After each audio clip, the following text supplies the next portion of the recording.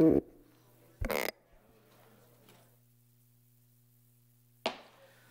like to call the workshop to order and ask Ms. Huerta to call the roll. Mayor Joe McComb. Here. Council members Rudy Garza. Here. Paulette Guajardo is absent. Michael Hunter. Here. Debbie Lindsay Opal. Here. Ben Molina. Present. Everett Roy. Here. Lucy Rubio is absent. Greg Smith. Here. Interim City Manager Keith Selman. Present. City Attorney Miles Risley. Here. Mayor and Council, a quorum of the Council and the required charter officers are present to conduct the meeting. All right, briefings to the City Council. I'm assuming Mr. Selman, you or somebody's going to kick this off. Mayor, I have no briefings for the Council, but as we get into the items today, after our last budget workshop, we presented to the Council the methodology by which we would be presenting to you a balanced budget. That balanced budget is now working through, and we're working through that to get to our draft that will be submitted to you by the end of this month. So today's workshop, given the way the discussions went at the last meeting, is to talk about the proposed bond and the proposed bond projects. What we have today is three presentations, essentially. One is to talk about the street program in general, then to talk about the residential street program, and then to talk about the tax rate a little bit. So with that, Mayor, I'd like to turn that over to our engineering team to begin this discussion.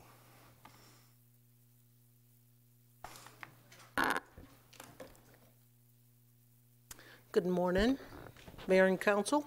My name is Valerie Gray, Executive Director of Public Works, and with me here today is the Director of Engineering Services and the Director of Street Operations. I think you know them, Andy and Jeff. As the City Manager said, just real briefly, this will be a presentation on streets, and it's going to update you on the actions we've taken so far towards improvements of our city streets. Some of you have seen some of this, and some of this may be new to some of you, so hopefully it's helpful. But to begin, I wanted to show you just a typical subdivision layout. And on this diagram, it identifies three main street classifications: arterials, collectors, and locals, or residential streets, that make up our citywide network. Arterials are shown in red, and they carry the highest traffic volumes. They are up to like 48,000 vehicles per day, or average daily trips. So we showed you this. This is typical of how it's laid out. Then you have residential or local streets shown in gray with the lowest volume of the three type classifications at about 500 vehicles per day. And they're connected to the arterials by what we call collectors. They're in green, and you'll see that. Often you'll see homes front collectors as well as residential street. If you're on a corner, sometimes you're fronting a residential street and your side is on a collector. In particular, that's how it is at my home. So I have the benefits of both. It's important to note that a past street committee indicated that in an informal survey, quite often the public had issues with street conditions on collectors in their neighborhoods that they referred to as residential streets. They did an informal interview, and some of the names that they got back that people were saying this street's in real bad condition, they were collectors and not necessarily residential streets.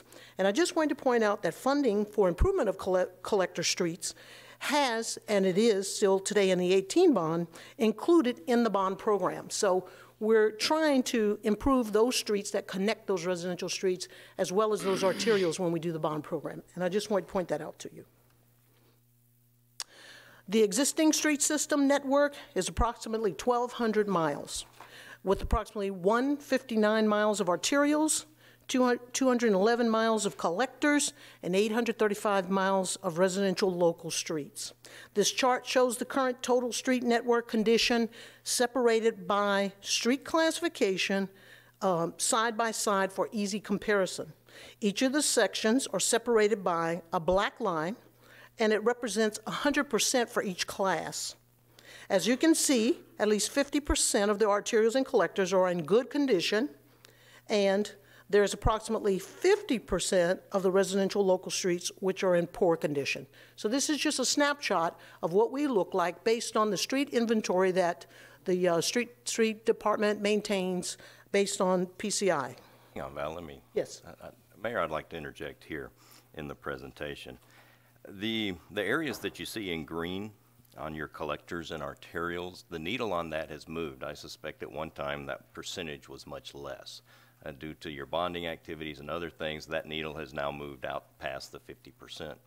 What we would be looking at, and we don't have this kind of analysis at this point in time, but we would be looking at an analysis at some point in the future to help define how much it costs to keep those areas that are green moving the needle. And we need to decide what level of good we want to have. Do we want 80% of our roadways good?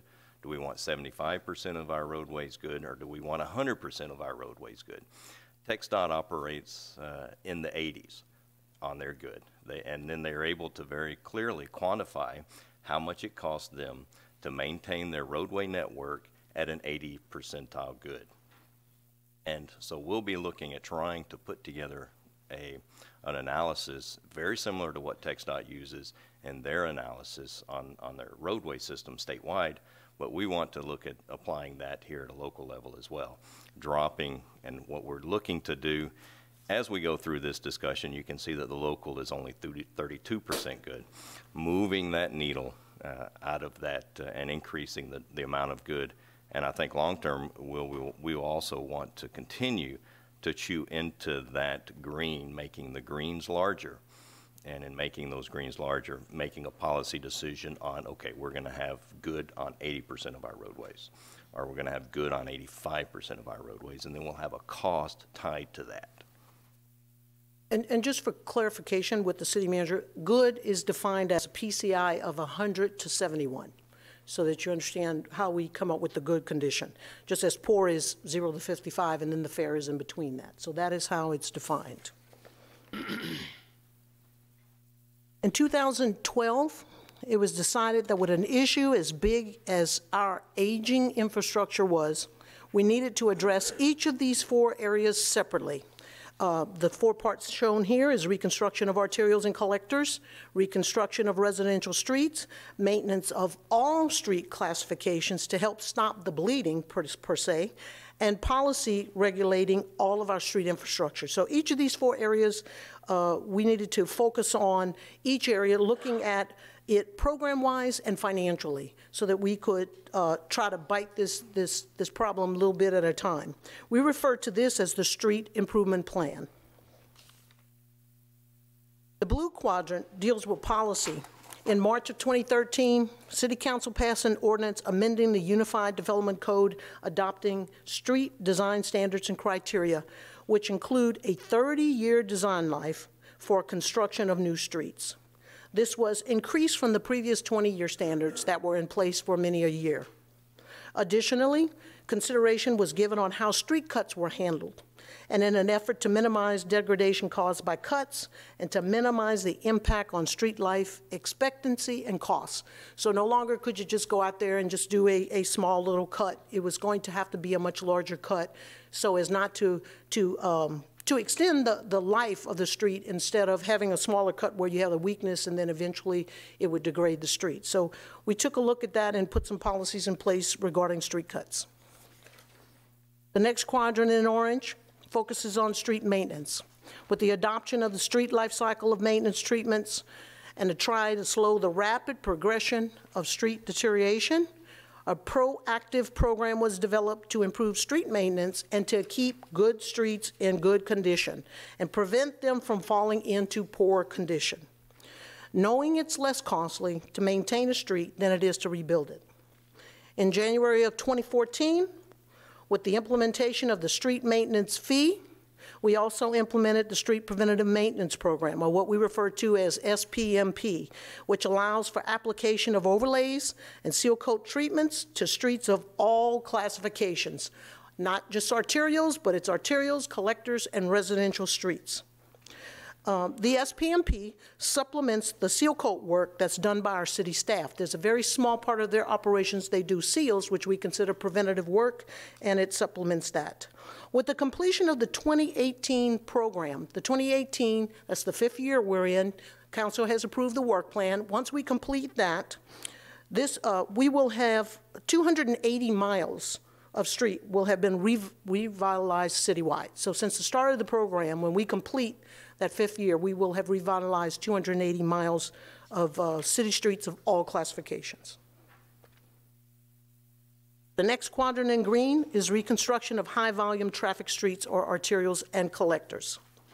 This work is funded through bonds, and often the improvements include expansion or widening, and not just the reconstruction of the existing street. And some of the streets that need to be developed, that's when you have the higher cost. The underground drainage needs to go in. You put in the inlets, and you no longer have the roadside ditches. So this is the opportunity when we improve those streets. One of the latest ones was McArdle. McArdle was roadside ditch. We came in with underground drainage, and then we repaired it. The bond program was on a 4-year cycle from 2000 to 2012 and was changed to a more aggressive 2-year cycle starting with the bond 2014 program. The final quadrant in yellow is reconstruction of residential or local streets in poor condition, which has been a city council priority, and we've been working really hard at trying to tackle this issue. Some of the things that was done, a separate fund, Fund 1042, was created for residential reconstruction funds to ensure that these funds were isolated and easily identified for residential street reconstruction. $11 million was approved in the bond 2016 to rebuild a project of about 7 to 8 miles of residential streets. And tomorrow, when we have council, we'll be bringing to you the construction contract for that bond 2016. We're going to award the construction contract so that we can get that project underway. You are aware of the 2 test projects that we did, Ralston and Rogerson. This was to help us update costs and finalize the strategies that we're going to be applying to future residential programs. And these 2 projects are in their final stage. I'm going to give you an update on that as well. And then there's the $3.5 million that was approved by council with fiscal year budget 17-18, which will be designed for the worst first streets in the remaining 3 council districts. And the council also approved that. We're going to be amending that design contract and coming back and designing those streets that are some of the worst first. And we're going to bring that back to you. And with that, and what is currently being proposed in the 2019 budget that's before you, we continue to focus on the ability to develop a sustainable citywide program that we can continue to handle this issue, which is very large, a little bit at a time. And like the SPMP, a lot of times it takes a while for people to finally see that we're really having some momentum, and we have to keep going. But I think like the SPMP, in the beginning, people didn't really notice, and they were kind of hesitant as to where their money was going. And only recently, like 4 years later, into the 5th year, they're really seeing the impact of what's happening. And that's kind of the program that we were looking to develop for residential street reconstruction. This chart highlights the funding associated with the street improvements in the focus areas. It's a little busy, but it has the 4 quadrant. And in the middle, you'll see some things that were there. This is a chart we've used in the past. So some of the information in the middle shows from 2010, 2014. But one of the things I want to point out is in 2013, another significant change that happened was the creation of a special revenue fund, or 1041, for the street fund. The street department had always been budgeted as part of the general fund, and they created a special revenue fund, 1041, and they moved the funds over from the general fund to that fund, and this is where this was to ensure that the funds were dedicated for streets were used for streets. And as mentioned before, in 2015, a residential reconstruction fund, 1042, if you look on the other end, was created as well to readily identify funds that were collected for use only on reconstruction of residential streets. And it's shown here on the right-hand side. And then also, you'll see the chart on the right-hand side on the bottom is the revenue projection chart of the different sources for 1042 that was presented to you previously by the city manager. Now, Although it may not always appear that way, significant progress of improving our street network has been made. It's a fairly large network, and we've been working a little at a time to try to hold it together and to improve in many, many areas, and we have made some headway. We continue to focus on funding, and as the needs continue to exceed available resources, and we stand by for any questions that you may have regarding any of these issues. Mr. Garza? Valerie, yeah, I appreciate all the work you all have done on the streets. I mean, I know that you guys have worked really hard to get us to where we are today, and the charts actually show the progress we've made compared to when we started. Right. And it started before I came on council. I'll just mention that. All of us. Are we, street crews, following the new policy related to street cuts? Are we making larger, or repairing larger than we were, and are the contractors also following the same new policy? That's correct. We are. Is So when they something do, when they adopted do with practice? utility cuts, for instance, if the utility issues a work order for a utility cut and it goes over to the street department to repair, they do follow the new policy with the larger cut, and that's what they're charging them back as far as that goes. So we're trying to stick to that policy and hope to see a big improvement in the streets, because we found that we were repairing streets and then people were coming in and just cutting little spots, and it was creating weak points in a brand new street. So there is the policy is going to take a little while to make sure and see if it's really working, but we're thinking that it is.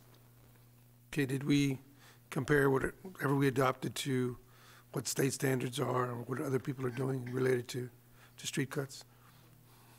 I'm not sure, what how we came to that final outcome of decision as to how big the cuts should be. But, the idea was to get enough cut or enough size that you're able to compact. Prior to the policy change, the cuts were as narrow or as small as possible, and you couldn't get good compaction. I mean, the whole process was to try to get better compaction, better an overall better quality for the repair. And so standards were made so that you have enough room so that you can do the proper compaction and proper repair for area. One thing, Mr. Garza, Andy did touch upon that. One of the things we found about a lot of the street cuts that were settling was the compaction issue. We were making a cut or making a repair, and we found that we'd come back to that spot, and all of a sudden you'd start to see that spot start to sink in. And that's one of the things that they had discovered over time and decided that, look, it's got to be bigger so that when they come back in there, they can compact much better, and you wouldn't have these dimples starting to form. So that's one of the challenges that they face when they decide to put that in place. Some of the complaints we've gotten about Ocean Drive and some of the repairs down there. Mayor, if I might interject on that, in terms of comparing to other communities, you'll see the full spectrum in other communities, where on one side of the spectrum, unbridled control, just cut, put your whatever in, and off you go, and light maintenance, light repair. Or the other side of that pendulum is no street cuts, period. If you want to cross our street, you will bore under our street. That's the pendulum that you see, and if you go statewide, you'll see it from A to Z, and ours falls somewhere in between, allowing that cut to occur, saw cutting, and then getting the compaction, and then the crown on the asphalt overlay. Excuse me, the policy does not allow cuts in streets that are less than 5 years old. So one of the things that was implemented as part of the overall policies changes was to protect the newer streets from being cut and forcing the contractors to do bores or look at other alternatives rather than cutting into our new streets. I'm sorry. Is that recent? Because I saw some repairs or cuts being made on areas of Costores and Galahar shortly after those streets were completed. Well, it's based on what options you have. But sometimes you don't have an option to have to cut, but it's looked at as what are the alternatives to cutting the street first before you. And we handle these through development services, so it also depends on if they go through the right process before cutting the street. We've had that problem too. Noble? Thank you, Mayor. You know, Ms. Gray, we've talked about this in the past. It really is nice when you get all of this work in one kind of group and you begin to see that indeed there is work happening in the city of Corpus Christi on improving our streets. So I really appreciate that. As it relates to the special revenue funds, 1041, 1042, you said special revenue was 2013 and 1042 was 2015. Is that correct? That was the fiscal years, yes, Okay. that those So started. I'm just curious if you could help me out and define your pronoun. You said they set up this and they set up that. Who is they? Maybe I should say we, but at that time, it was city How did- so staff if- presenting it to council Okay. as a way. The first thing is, when the council at that time first realized that what was happening to the street problem was that there was, the money was being diverted from what used to be in the street department budget back to the 1980s. And it had gone down and down and down, and some of that diversion, I believe it was with Oscar Martinez that had showed that some of that diversion had gone a lot to, he showed the whole charts of how street had gone down, public safety had gone up, and in between there, it had gone down the same way one had gone up. And councils at the time had agreed to hold Councils the at that effective time tax had rate, so there was no new revenue coming into the city. Right. They Okay. were saying, we need to find a way to protect this money and not ever have this happen again. They passed this policy. So the which council, this was a council policy? This was a council So the policy. council at the time passed this policy that basically, how much money has been collected in, I guess 1041 would be the oldest one, so how much money have we received in 1041 collectively over the years? 1041, the street fund, which is a special revenue fund, is the street department's budget. So that comes out of our general fund? It comes from, the general fund transfers money there. That is where the SPMP funds are housed. So you'll see the revenues coming in from RTA, from the street fee, and from, they chose to put the street fee monies in the operational budget. So they manage what the funds take care of the street preventative maintenance program. Too many acronyms. I know, it's like- Anyway, so that's what you see on the top left. You'll see that that is a total of, I guess that's the current year, Andy, right? The current year. The first three is the revenues that come in for the SPMP. It's about $15 million a year, that program. You'll see street operations budget, which they use to do their work, is like at 11.9. You'll see traffic, which is traffic engineering, signals and markings, is 4.1. And you'll see there's 2.5 for curb and gutter that comes in from Fund 4300 from stormwater, where they do curb and gutter work. So that's how that was done. So in 2013, there was an administrative change in the way that the street maintenance for the city of Corpus Christi Has was their managed. funding. Okay, Yes. so that was an administrative change that Yes. said, we are going to create a special revenue fund Yes, by council policy that we're going to put that there. yes. And then in 2015, there was some action that was related to putting some into dedicated residential streets? Right. Okay. Okay, so with that funding and the creation of that, and they thought, okay, we're protecting the street fund so that this won't ever happen again. Matter of fact, I think part of that, you'd have to go back and read the policy or ask Constance, who's much better than me. There's a 6%, there's a 6% minimum that comes into the department for their budgets from the general fund. That's a policy. And so after they had done that, and that's with the SPMP, then the council began to tackle how we're going to take care of funding residential street program. And with that, they said, well, the first thing is we need to make sure as we're putting money somewhere, it's used for just residential reconstruction, okay? And at that time, it was decided not to have that money collected for residential streets to go in operations. It's going to be a lot harder to follow all that money.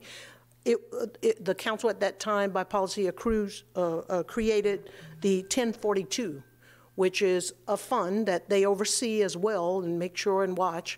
But this is the funding that is reflected on that little chart of monies that go in just to that pot for residential street reconstruction. So in looking at the last year's budget, it talks about the financial policy has provided some funding. So there was $1 million in 15, 16, and 17, which went away. 17, 18, Mayor, I think that was the funding that we found with the 2+2+2, which is different. And then there was 5% of industrial district revenues and 0.33 of general fund revenue, less grants and whatnot. And then it kicks out I mean, the timeline on this is really long. So we don't start seeing any benefit from what you're talking about unless I'm misreading it. It starts in 2021, 2022, and 2023. Right. So those are out-year fundings. It looked good when they got adopted. Hey, we're doing something, but the previous council did a minimal approach because they don't really start kicking in until down the road. Well, as you mentioned, the initial was to set aside about $1 million per fiscal year initially from the general fund. And then this other portion kicked in a little later. A little later, yeah, kick that can a little further down the road. Right. Hey, council, in the future, y'all figure out how to carve that out. Now understand, and the money that was used, because you'll see some money's been used, and it's been used on Ralston-Rogerson. Right. And we're taking a look at that $3.4 million, the $3.4 million that we're going to do construction, $3.4 million. Any design that we have to do to have that, we were going to use money out of this fund. We came to council, we presented that, so we can maximize that. So basically, it's been kind of an in and out until they came up with a large enough, I guess, ongoing pot to have a sustainable program. Well, and I guess that's kind of my point. This has been, we've been waiting. We did some beta work. The Ralston, Rogers, those were beta tests to make sure we understand what we got going here. We've got some construction that we're going to be able to do in some other areas based on the funding that was accumulated last year. But when it comes to residential streets, our citizens are waiting. Right? Okay. All right. Thanks. Any other questions?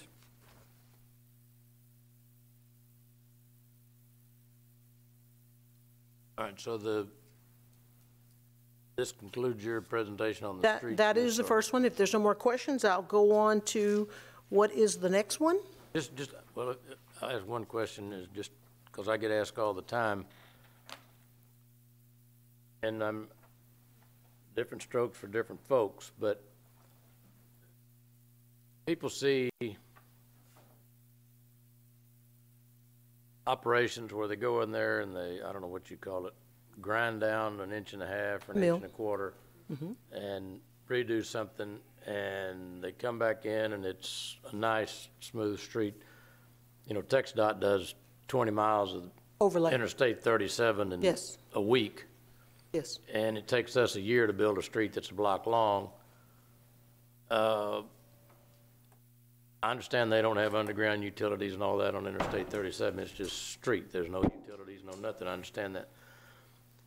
I mean, is it worth a look to see on some of our residential streets? I mean, I drive down a lot of residential streets, and to me, the curb and gutter seems to be in good shape. It's just the top, and you can see some of that stuff's pretty thin. If they went in there and just did that 1.5 inches or whatever it was, grind it up, and then repacked it, I mean, wouldn't that get you another 10 or 15 years and a whole lot cheaper and a whole lot faster? Mayor, you're absolutely correct. You're going to see that with Bond 2016, if you remember when we spoke with you. The streets that's listed there, a lot of those streets slipped from the SPMP program, so they had minimal concrete work, they had minimal utility work, and we're hoping it'll be something more of a rehab instead of a full depth reconstruction. The unfortunate thing is in some neighborhoods, some areas, what you have underneath is not enough base material or not enough of what you need to be able to grind and then just relay with an overlay. An overlay is the treatment that we use on the good streets in good condition if everything underneath is okay. If it's not, and in most cases we're usually going out there on a street that needs full depth reconstruction, they're in bad shape. They have big problems that need to be dug out and done. I'll use a couple of instances right now. You take a look at Staples. Staples right now is being overlaid. That is TxDOT. And they're doing exactly what you're talking about, just going phase at a time. They milled a little bit and they're going phase. You will also see on Yorktown. On Yorktown, that's a long stretch, very similar, but they had to go in and bring in more base and do more work on bad spots. Now, the section of Yorktown, and I'm talking like everybody understands it, the section of Yorktown between Everhart and Lake Travis is in better shape than the section that was between Everhart and Staples. And if you notice, and I was surprised, and the only reason I'm saying that is I drive it every day, they're looking like they're gonna switch traffic on that second section already. They're finished the first side because they had less to go in there and maintain, no utilities. The utility work that was done in the section between Everhart and Staples was everything at the ditch crossing, and then it was the water line, wastewater line, I think they had some work.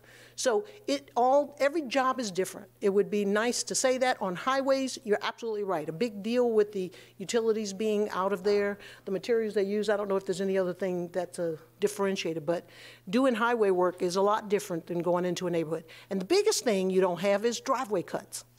The biggest thing, I think, with residential work is going to be driveway cuts, because most of the driveways are going to have to be either redone to match the grade that we're placing, or sidewalks that may be broken, and that takes a lot of time to do the concrete work associated with it.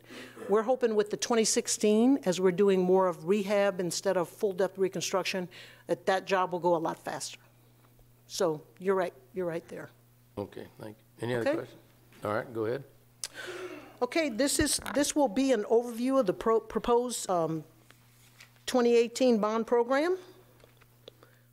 The proposed program totals $96 million, and it has 7 propositions. Propositions A and B make up most of the program at $74 million, and are arterials and collector streets and other traffic-related improvements. The remaining 5 propositions, C through G, make up the remaining $22 million and is comprised of facility and/or operational capital improvements. Proposition A is highlighted in orange. It represents the only proposition not requiring a tax increase. Proposition A is made up of 25 improvement projects shown here, which total $52 million. Most of the projects are arterial and/or collector street improvements and are representative segments from all 5 council districts. The last 5 projects are for other traffic-related projects citywide. Proposition A at $52 million, as mentioned, requires no property tax increase and does not include utility cost increase required for the associated utility improvements. If approved by the voters, residential customers will see an approximate $2 increase on their utility bill. Proposition B is made up of 14 improvement projects, which total $22 million. These projects are more arterial and collector street improvements and are also representative segments from all 5 council districts. Proposition B at $22 million requires a property tax increase of 1 cent and also does not include utility costs required for associated utility improvements. If Proposition B is approved by the voters, residential customers will see an approximate 82 cents increase per month on their utility bills. Now let me be real clear that I'm understanding this. On Proposition B on down, first one you said in B, customers would see a $2 a month on their utility bill. On A. On A. No tax increase, but a utility increase. At the utility, that, be a little clearer on what that $2 is for if there's no tax increase. People need to understand for every dollar a road, they're paying $2. Yes. Because you got whatever's under the ground is going to cost you as much as what's on the ground. Yes. So a $52 million bond issue really is $104 million.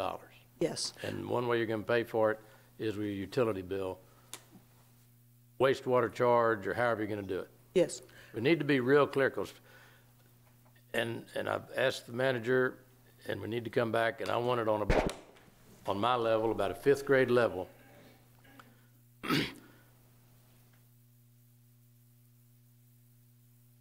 We have not clearly communicated, and I can't do it either. That's why I need to come back at the canary level. We were presented when we adopted the budget last year that going from the utility charges, the water, the wastewater, and all that sort of stuff, from the winter averaging to some of these others, at the end of a 12-month period, it's going to be a net gain. It's supposed to be the same amount of money, only it's just configured differently. And that may be true at the end of 12 months. But we're getting in the middle of the summer, and people haven't figured out that my statement that at the end of 12 months is going to be the same expense, they don't agree with that statement based on their bills. And I think that, and the reason for that, there's a couple of things. One, we had a rate change, and the budget was adopted in October, right? For October 1, but the rates didn't kick in until January 1. Is that correct? I will. Rate change?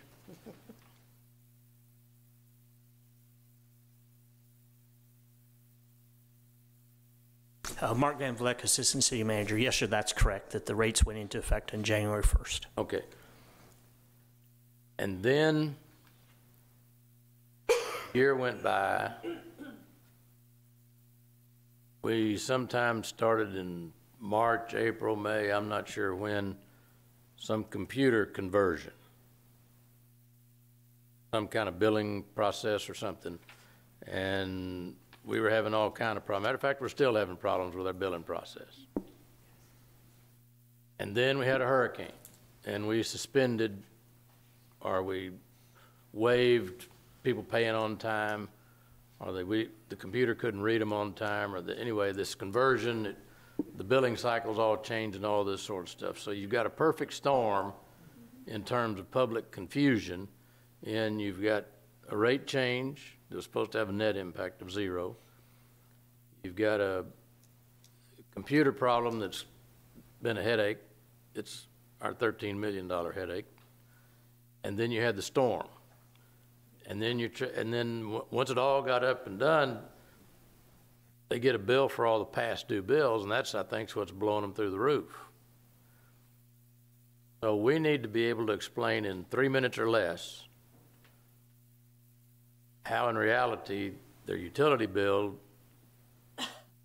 and what impact this is going to have, because if they see we're going to hit them with another $2 on their utility bill this year, they're going to go ballistic. That's my personal opinion based on the calls I've gotten. And I don't know whether you've seen the article in the Padre Moon newspaper, but this lady, I mean, it's an epistle. And she did her homework. But in 3 minutes, it's got to be a canary level understanding so I can understand and explain to somebody. Because I can tell somebody and they have, of course, it's the blind leading the blind when I'm trying to explain it to them, because if I can't explain it to them, they're never going to understand it. You all may understand it because you deal with it every day, but the general public's got to pay the bills, does not understand it. I don't know when we can have that 3-minute presentation. We hear you, Mayor. We'll get that to the council. One of the things that I try to do it separate and go slow, but you're absolutely right. We are creating an informational guide, and once this is blessed, we're going to try to get it out there. We realize everybody may not get that, but you are correct. It would be propositions A and B, the street programs, where you will have a utility rate increase. And of course, the utility rate increase is to take care of those utilities under the pavement, and it's not to totally replace them. It is to replace the ones as recommended by the Utilities Department where needed, and in some areas where the capacity needs to be increased, and as well as where we're changing out some of the wastewater lines that have to be done. But in Proposition A, it's confusing because Proposition A is no tax increase, but a rate increase. Proposition B is a tax increase and a rate increase. But we can work on getting you something that just says that much easier. Okay, Mr. Smith?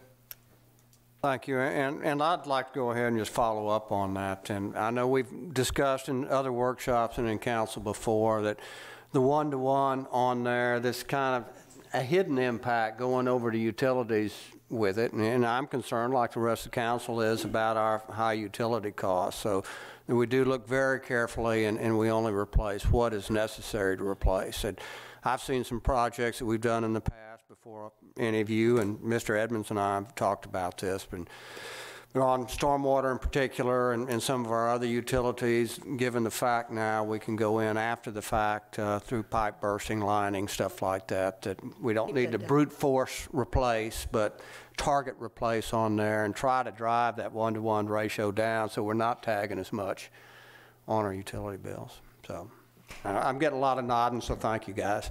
We'll do everything we can to try and get it under that. Ms. Opal? Thank you, Mayor. I think all we had to do was look at how many water lines popped when we saw the pressure go up to know that we're going to have to continue to do this. I do think this was a change. I remember at one point, Mr. Leal may correct me and Ms. Gray, but at one point we were going in and doing some really beautiful streets, and about 6 months later the utility department came back in and tore them all up. So to really have this coordination between all the departments looking at what's really viable and measuring it. But indeed, we can't, try to play the shell game where we go, we didn't tell you that? But Mr. Van Vleck, every 2 years when these rates are adjusted, that's when those rates really reflect what's going to be coming relative to this. Is that correct? That's correct. The rates that you adopted will actually be for this fiscal year as well as the fiscal year that we're currently working the budget for. So there wouldn't be an increase in the coming January. Okay, they would stay the same as this January. Very cool. So I could go, I missed the meeting when this bond information was presented. So if this was covered and I missed it, then please forgive me. But I was reviewing this document and for another reason, and then all of a sudden there was a reason that jumped out, and it looks to me that there are 29 street projects in Proposition A and B. Is that right? I know there's some others that aren't streets, so it may be off one or two. And you didn't number them in this document, but thank you for numbering them on the slide. So I'm kind of like the mayor sometimes. I'm like, wait, I'm the canary. Where is it? So I counted 29 street projects. I'm not sure if that's right or wrong, but let's just say for the sake of argument, it is correct. So out of every one of those street projects, one of them mentions concrete and 22 mention HMAC, which is basically asphalt, correct? So there has been a decision made somewhere in this bond language that says, dear citizens, anyone on those 22 street projects, you will not get concrete. Is that right? Because it's in the bond language. Once it's in the bond language, then we go, yay, that's what we build, right? What I want to say is the bond language, I'd have to go back and see, but do you know what, I can't remember. What was asphalt, which was concrete? Now, I'm not sure we made a decision. I thought we were going to do this according to our policy. Somebody was pretty clear, and whoever wrote this, whoever created the language for this document was very, very clear, because there was one specific street that references concrete and there were some, Laguna Shores being one. I guess nobody knows what you're going to do with Laguna Shores, and all the others specifically reference HMAC. Now I've seen this happen. I know that there's some logic behind this. I think, Mr. Garza, you were part of a council that really worked hard to get a policy that said we need to look at both, because when you're doing a lot of underground, you can actually get streets like Castoritz and Staples. You're able to do more if you go out and challenge the marketplace. And in Corpus Christi, we have two great local companies that do a good job. But at the end of the day, they're the ones who control the price of asphalt. So I just am a little concerned about that. We appreciate that information. This guide is in very draft form, and it can be changed to say new pavement. Chances are it said new HMAC because it was HMAC, but as a policy, I think we were going through and designing, and we'll probably need direction on if we design it both ways to bid it both ways. Well, I think there's been some policies in the past from previous bond issues that said on these types of bonds, we want to go out. The price of oil is going back up, and we suffered through that. We saw street prices being impacted by that, and when that happens, it equalizes that and intense underground work equalizes the ability to put concrete on the ground. So I would just challenge the staff to go back and look at this and say, I would challenge you to find out how it got here, because this is, had I not brought this up, this could end up being a bit of a challenge and problematic, because we have folks like the mayor who does a really good job at going back and checking our homework. So I just really appreciate, I don't know how the rest of the council feels about concrete streets, but I think on these arterials and collectors where it makes sense and where it's affordable, that's what we need to be putting on the ground. You will have to design them both ways in order to bid them both ways. Correct me if I'm wrong, Jeff. Speak up. You have to design them both ways to bid them both ways. When in the past, council, we've brought some back, and that you're talking about the 12s and the 14s. We came specifically back to council, and by that time we knew which ones that where there was heavy traffic, truck traffic, and we were going just to bid concrete. In some of those, we got direction from council to bid them both ways. So if you could let us know, when you say bid them both ways. Yes. Because, I mean, at some point, there's certain elements with it. Some of the street, I don't know, you guys could tell me the percentage, 99.8% of the street, regardless of if it's asphalt or concrete, is probably going to be about the same. So there's some small percentage in the design work that has to be done. And so if that's not an exorbitant amount, then we should be looking at that. We did develop a way to analyze the bids. When the bids came in, to make that determination, we did present to council. If it's within the $100,000 per lane mile, we go one way or the other. And yes, that's based on the cost. But the only additional cost is just to be able to design them both ways, to bid them both ways. Correct. And I just don't know, I mean, if we're talking about adding $1 million to a project because of design work, because, you know, our engineers are always so fair with us, then that's something council would have to look at. But if it's a de minimis cost, I mean, if we're looking at a $3 million street, and it's going to cost us even $10,000 to get the design that we could end up with concrete, is that not a good investment when you look at a street like Historitz, where you were able to put, you know, you were able to extend a street with concrete for a small amount of money? So I mean, I just don't know. I realize that there's some extra work, there's a little extra cost. Right. I'm not so sure with the life cycle benefit of having a concrete street doesn't pay us back over time. I think we're getting ready to do Rodfield Road, which is substantially concrete and built in the 60s or 60 years old, either way. So it is a street that is still drivable today with probably fewer technical potholes than we have in other streets. I believe that we can replace the HMAC with new pavement, and then that decision of how we go and move ahead and we get a little bit more information won't be a problem. What we'd be telling people is you're going to get new pavement. I appreciate that, because I did go back and look at some bond language in previous years, and it was not specified who was going to get the business. And basically, at this case, it's pretty specifying who you're going to give the business to. So thank you very much for that catch. I don't see any other lights on right now. Okay. Mayor was on the next page, I guess, or here. We're just finishing up. Have 2 more sheets. The remaining 5 propositions C through G are made up of 21 projects totaling $22 million. Proposition C is made up of 6 park and rec related projects totaling $4.3 million. D is made up of 4 libraries and cultural facility projects totaling $3.9 million. And Proposition E is made up of 2 public facility improvement projects totaling $1.3. Proposition F is made up of 7 public safety improvement projects. It totals $11.3 million, and Proposition G is made up of 1 public health improvement project totaling $1.1 million. Proposition C through G totaling $22 million also requires a property tax increase of 1 cent, and it does not require any utility improvements or any utility cost increase.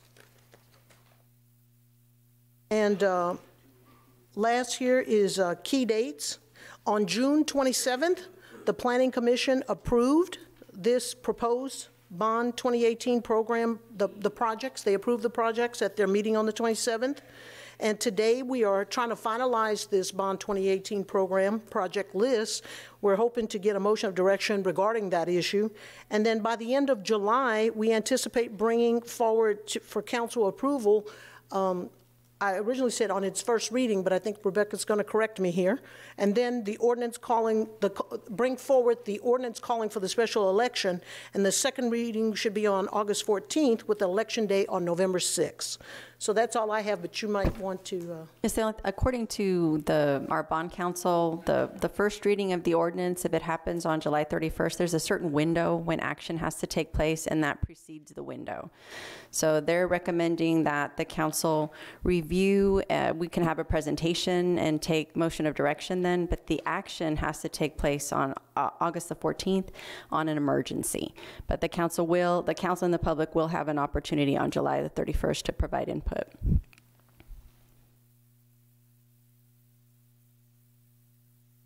Oh. Okay, and then this is the last slide. This graph shows our implementation schedule. I think we had showed this to you before. To expedite project execution upon a successful referendum, 9 Proposition A street projects will be pre-designed prior to the election. 3 will be pre-designed to 100%, and 6 will be designed to 60%. The red represents the election, and we will immediately be able to advertise for bids right after the election, and the start of construction would be in early 2019. So we just wanted to show you our plan for implementation, and hopefully we'll see results pretty quick. And with that, I stand by for any other questions you may have regarding Bond 2018. Ms. Opal? Thank you, Mayor. I would like to ask a quick question, and this is sort of a philosophical question, on Proposition E. It is $1 million, I don't have the number, oh, there it is, $1,288,000.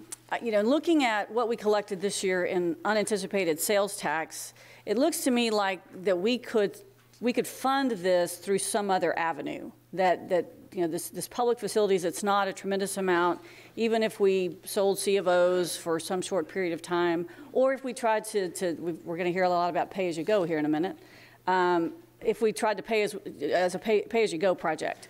Because I know that people look at $1.2 million as being a tremendous amount of money, but when you're clocking $1 billion budget, you know, sometimes you're able to find some resources. And I would just look at Proposition E as housekeeping and maintenance, and we're kind of asking our citizens to pay for the maintenance of our city hall, and I think they kind of expect us to do that on our own. So I'm not sure how the rest of the council would feel about maybe taking that out and not having that one in. You know, when you look at parks, those are real public facilities, libraries, really public facilities. You know, the public safety work that needs to be done, that's, you know, pretty clearly identified. But when you look at City Hall, I think they kind of expect us to take care of our own house. So I'm not sure. I'd love any feedback from the council. Proposition? It's this one.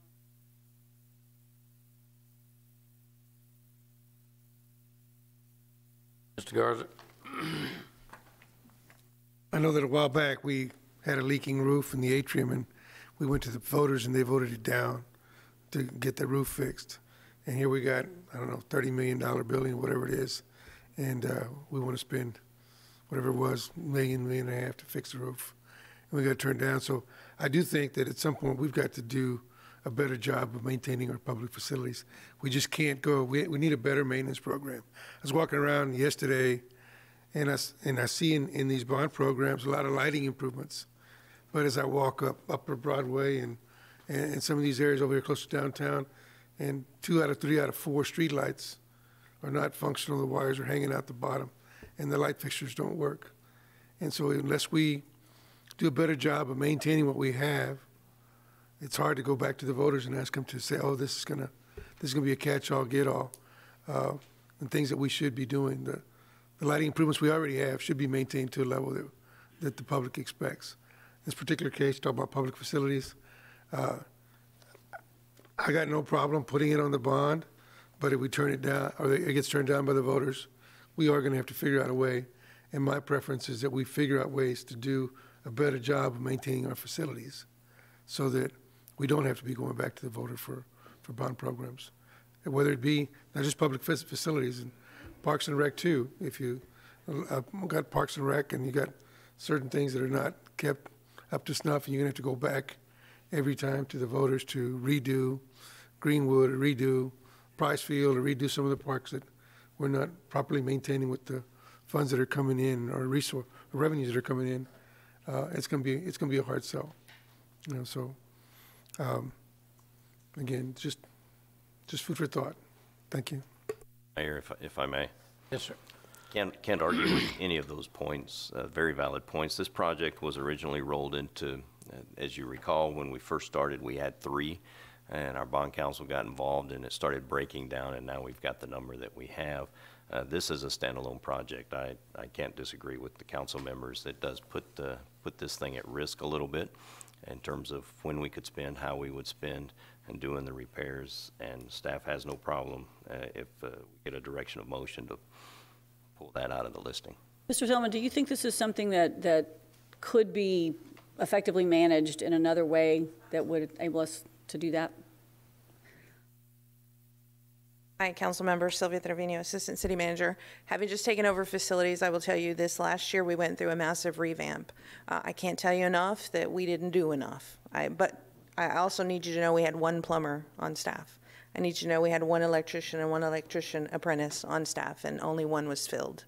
So the revamp included reducing a lot of the administrative overhead. There were multiple administrative assistants. The department went through an entire revamp. We have added technical staff. We have added a superintendent who can actually swing a hammer. We've added somebody who knows what's going on and can actually read a set of plans, not just manage a project. So it's my hope. We've taken on several smaller projects back from engineering, and we are coming back to the table because the projects they build, we have to manage, right? And so there'd been a serious disconnect over a series of time. I would say that I would agree to take this one off, because if it is at risk, there's a period of time when we can't do it. We have some ideas in terms of funding projects, funding a shortfall. I will tell you that there are some projects on our facilities list that must occur, and council took the action last year on the Hurricane Harvey. Our FEMA projects are moving forward. We're having very positive feedback on mitigation money that can match and stretch our funds. So we have some mitigation dollars that have already been identified for City Hall, including some of the doors and some of the leaks. So don't have any issue taking this one off. And I will say, just give us an opportunity, and I think in the next year you will see a massive change in how we address our facilities and our future facilities issues. So real quickly, we've front-loaded some expenses related to Harvey, correct? Correct. And so we will get those funds back. A majority of 80%. So there will be funds at some point that will come back in. And where would those funds ordinarily go if we didn't tell them where to go? Well, the first swath of funds, we asked the departments to sweep their fund balances. We went into the departments, and if there were salary savings, if there was a potential for a fund balance or anything like that, we swept. That's okay. Those were held, and the departments sort of paid for their own things as they went. The next swath was from general fund reserve. We have not touched any of that, and we're being very, very, very diligent on what is even touched. So the answer is, when it comes back, it's going to go back to who spent it, or it's going to go back into the general fund. Or it's going to go back to where the council says it should go back? Correct, or where policy says it should go back, yes. I mean, at some point, we can, okay, so I'm going to make a motion of direction that before those funds get allocated back, on projects that have been front-loaded and already paid for, that when the FEMA money comes back, rather than just let it flow back into the organization, that it comes back to this council with an expectation and an opportunity to influence where those funds get spent. Sure. Anybody else want to agree with me? Yeah, I agree with you. Second. Okay. Any discussion? I mean, I thought that was what we do, but that's fine. I mean, that nails it down, which is good. Any other discussion on that first direction? All in favor, say aye.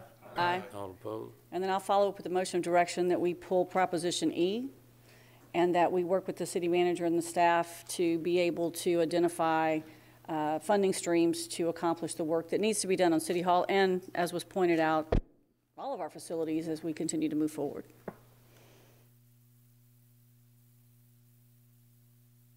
Because if it goes down, once a proposition fails, then you are limited in when you can bring that proposition back up, and it will end up doing exactly what I'm recommending doing up front. And how many times? It failed the last time. It seems like there was another one before that failed, when you ask the citizens to pay for things that, in our house, that they think we should take care of.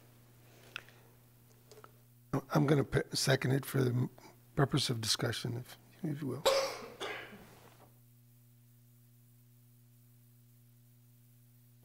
Well, the first half, well, this one says, let's don't put 1.3 million that would be part of a tax increase, because this proposition will increase taxes by some amount. I'm not sure how much.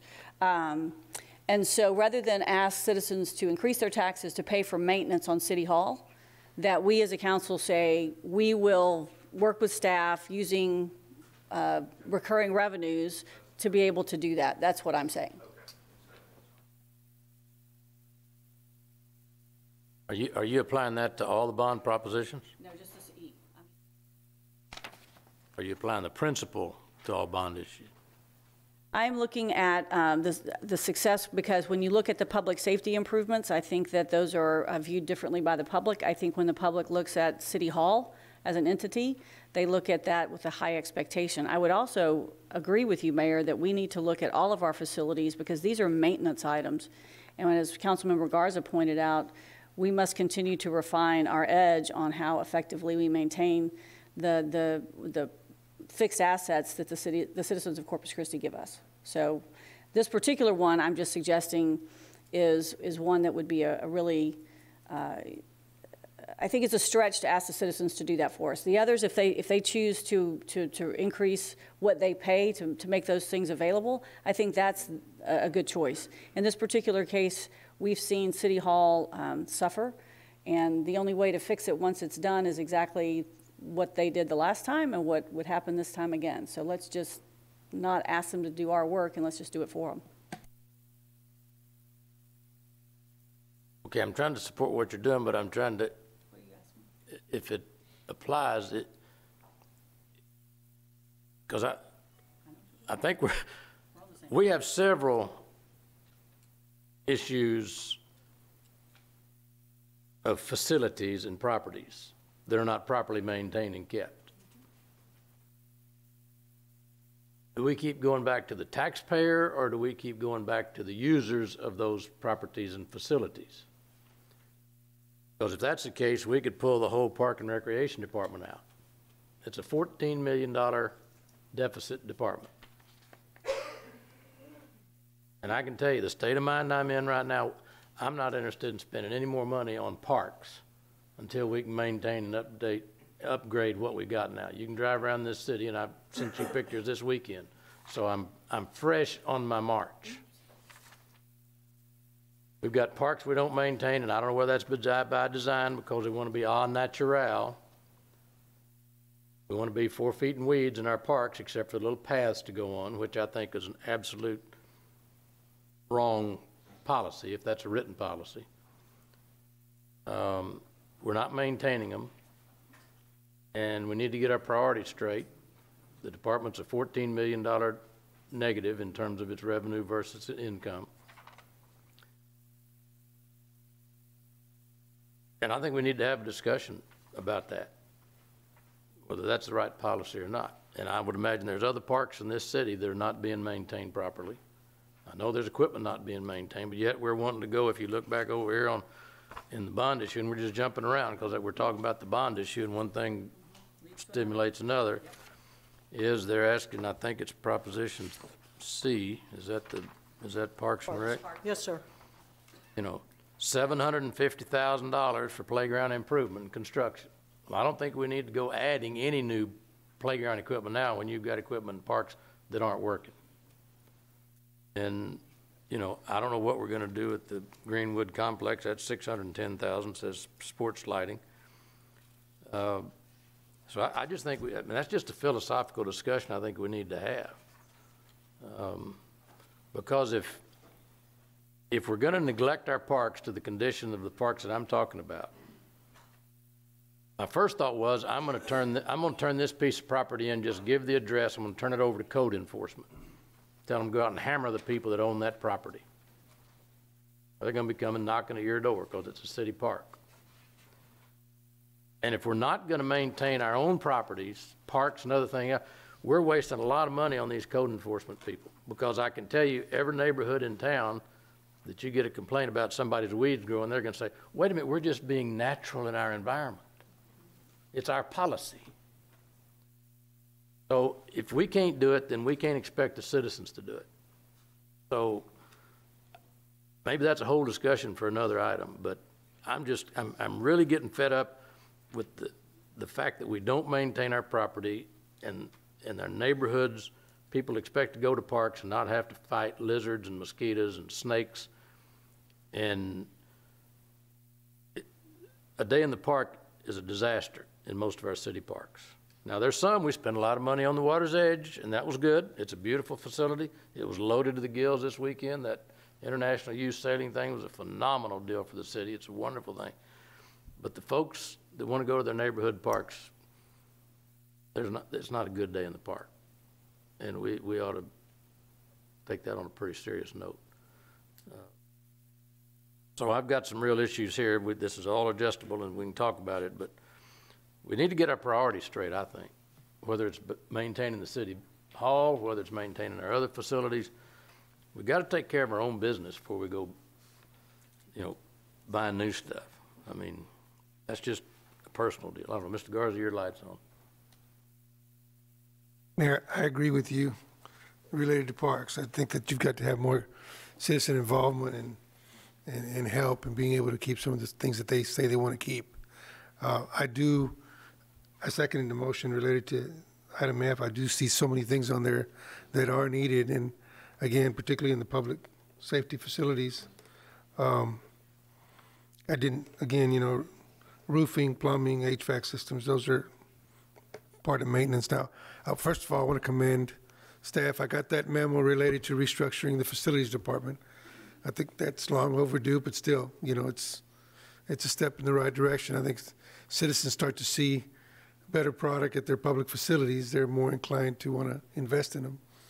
And I don't know, it's kind of a chicken and egg. What do you do first? You show improvement in the facilities, or do you go to them saying you gotta vote for this to see the improvement, and then we'll keep it up afterwards?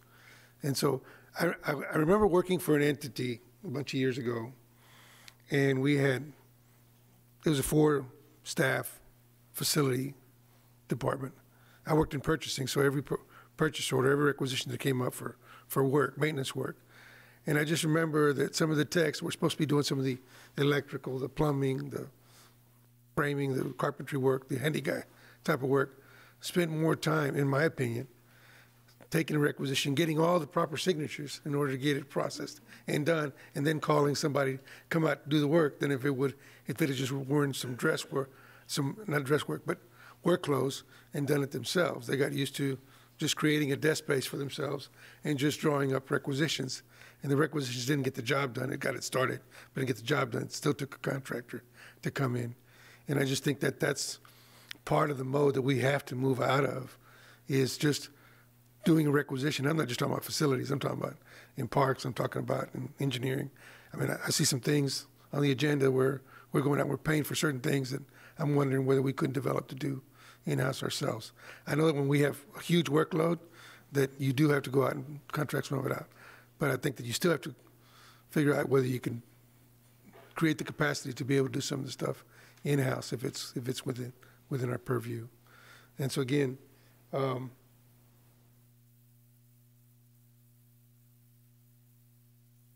kind of torn on this one because I just don't know whether we can get the ball rolling with our own staffing to get all these projects done and take care of the other facilities issues that we have. But even the current staffing that's budgeted in our, and I'd like feedback from staff on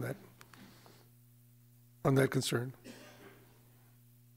Well, generally speaking, I think I would say that staff, we do in-house what we can do in-house, and what we can't do in-house is what we farm out. We don't. But going back to the motion that is on the table, Mayor, if I may, as Sylvia pointed out, as this thing got broken up, this project has been carrying through, and a lot of these projects have been carrying through in this discussion, and staff concurs that this is a good time to eliminate that project from the bond listing. We can get it done. Well, with money that's coming in from FEMA, we will endeavor to get it done. And whether it's if it goes to the election and gets shot down, we can't issue CO to do it for 3 years. So the hands are tied a little bit on that. So we think it's a good project to delete from the listing. Okay, thank you. So just to be clear, this motion is referencing Proposition E, public facilities relative to City Hall. Correct. That works. So that's the only item that's covered under my motion. Thank you.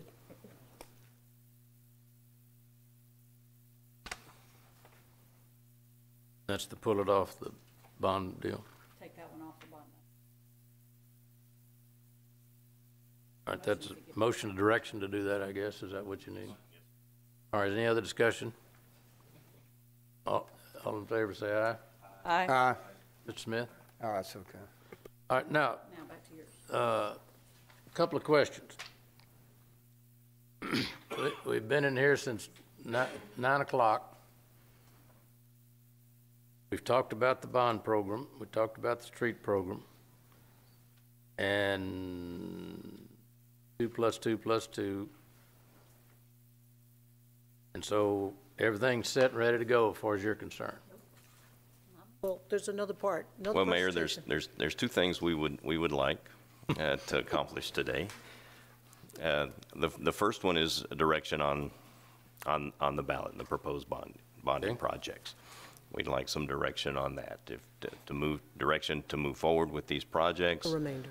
Or not, or to delete, or to add, or we've got some direction on our brochure for sure, and that helps out a lot. But the projects themselves, whether to pull them out or leave them in, because we'll be coming forward with these and the proposed ballot very soon. All right. That's why we were looking to have this workshop today, and I really appreciate you, Mayor, and the council making the time to come in for this time to get us queued up to be able to bring these to you. The second action would be, what are we going to do on the residential streets?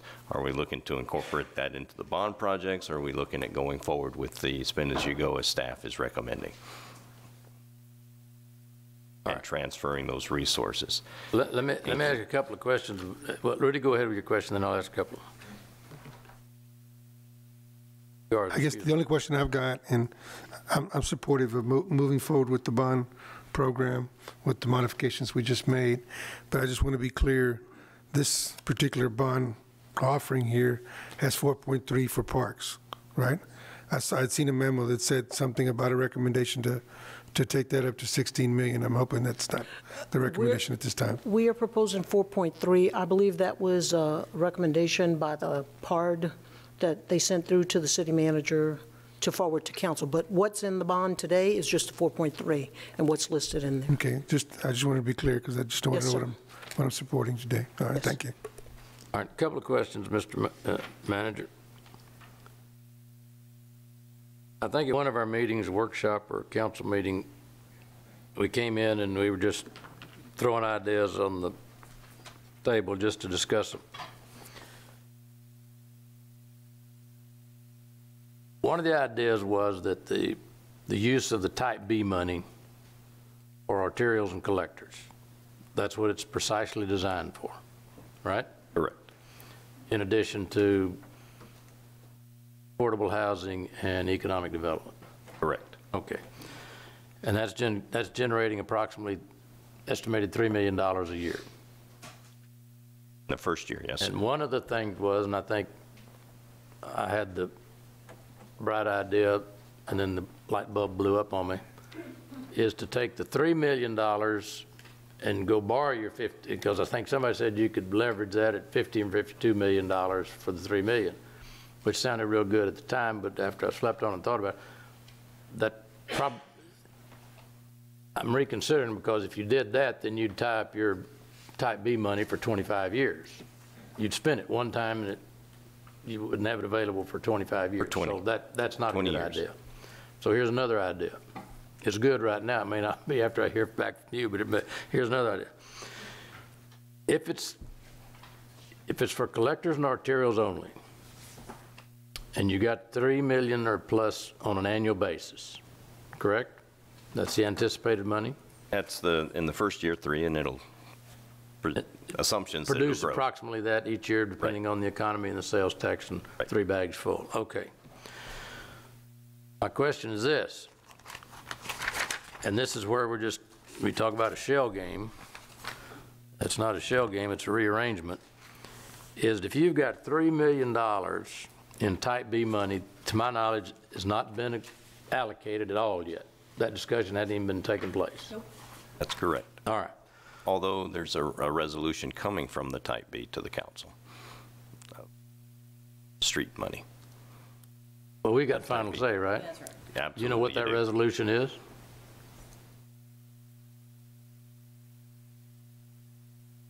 Well, here's what I'm suggesting. I don't know what the resolution says. It's They transferring the haven't money asked to the us. city for utilization in the street. Yeah, just sends it over. All right. Well, here's my question. If it makes sense, if it's fine, if not, at least it's thrown out there because people are asking the question. Type B is designated for arterials and collectors. Can't be used for residential. Correct. All right. Proposition A is pretty much all collectors and arterials. Correct. All right. So you've got three, there's just some thought process. So I don't have a dog in the hunt, but just for consideration. Junior Beck Drive in Proposition 2B, it's 1.4. They have been trying to get that street fixed for years. Why don't we use it and pay for that with Type B and be done with it? You got $3 million plus, so you can get Junior Beck done. You don't have to pay for it for 25 years. You get it done.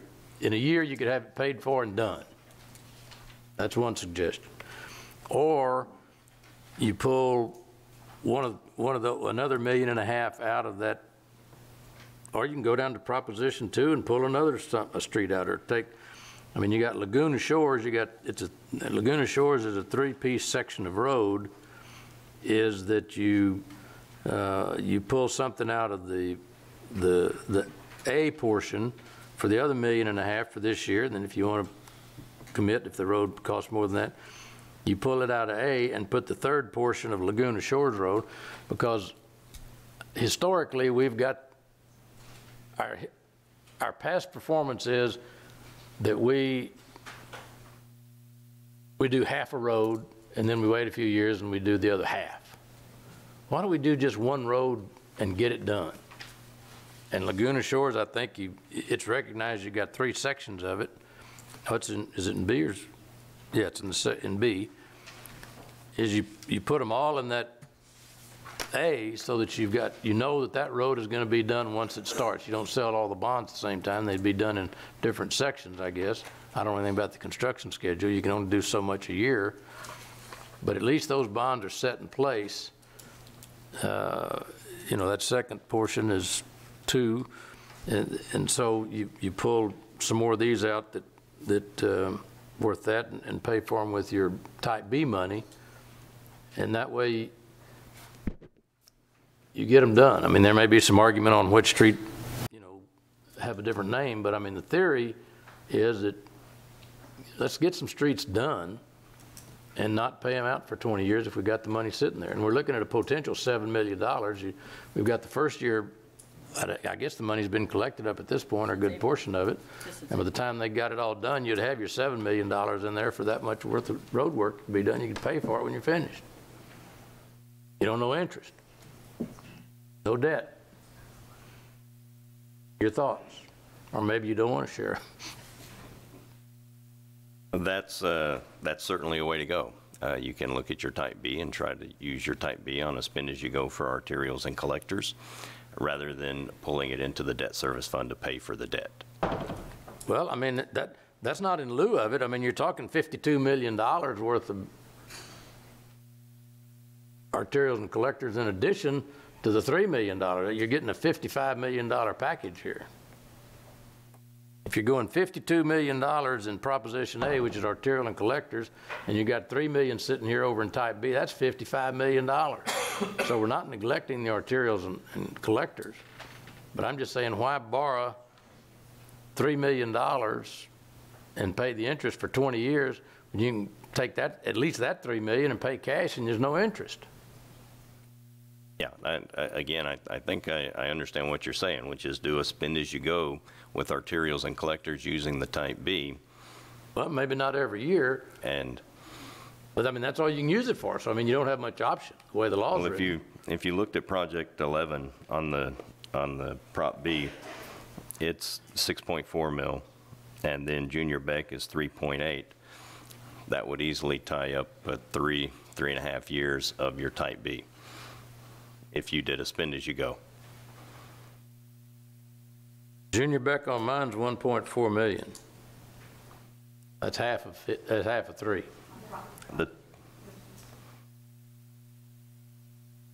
Oh, I Unless see, you I got a see. Yeah, different sheet than I'm I've grouping the 3. I'm sorry. You're right. It's 1.4 and 2.8. I don't know where's your 2.8? That's your Laguna Shores. Oh, well, I mean, I just mentioned it. I mean, there may be some others you'd want to balance out, but what I'm thinking is, I mentioned Laguna Shores because,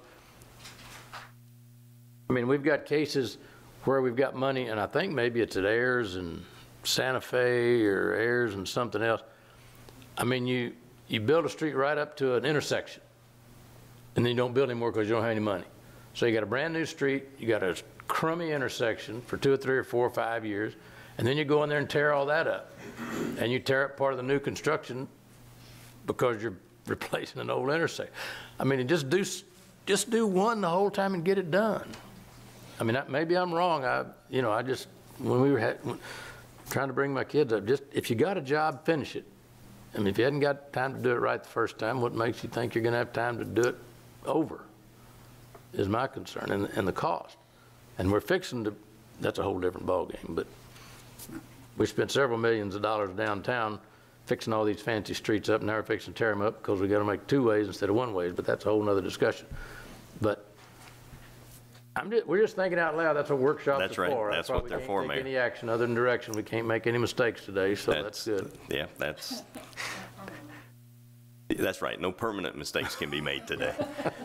Mayor, it really comes down to the will of the council, as it always does, of course. But the idea, and let me reiterate, what I think I understand you're saying is that take a look at, for this first year, at a minimum, taking your Type B money and doing a spend as you go, pick a couple of projects out of this Prop B, pull them out of the proposition, because that's what you would want to do. You would want to pull them out. If you're going to do a spend as you go, pull them out of the proposition, then do a spend as you go on those projects, as opposed to what we were looking at doing, which was moving that Type B money into the debt service fund to help pay for the $52 million in projects. I'll say that again. What we were looking at doing was moving the Type B money into the debt service fund to help pay for the $52 million. That's essentially what that $3 million a year would be doing.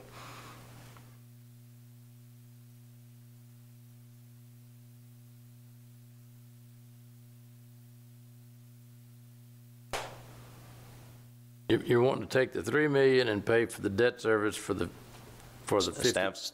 Staff's recommendation is to take the $3 million, move it into the debt service fund.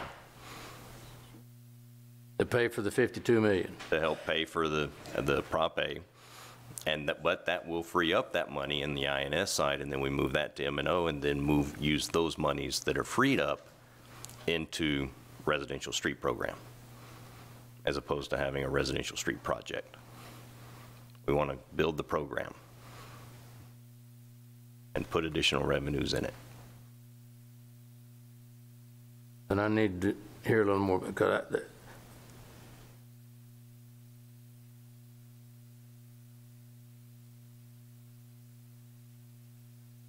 I mean, I don't want it to get so complicated, nobody understands it, and it looks like, so, all right, now. Here we go, Mayor. This is, I mean, I want to understand it. I'm trying to get the biggest bang for the buck and pay as little as possible in interest.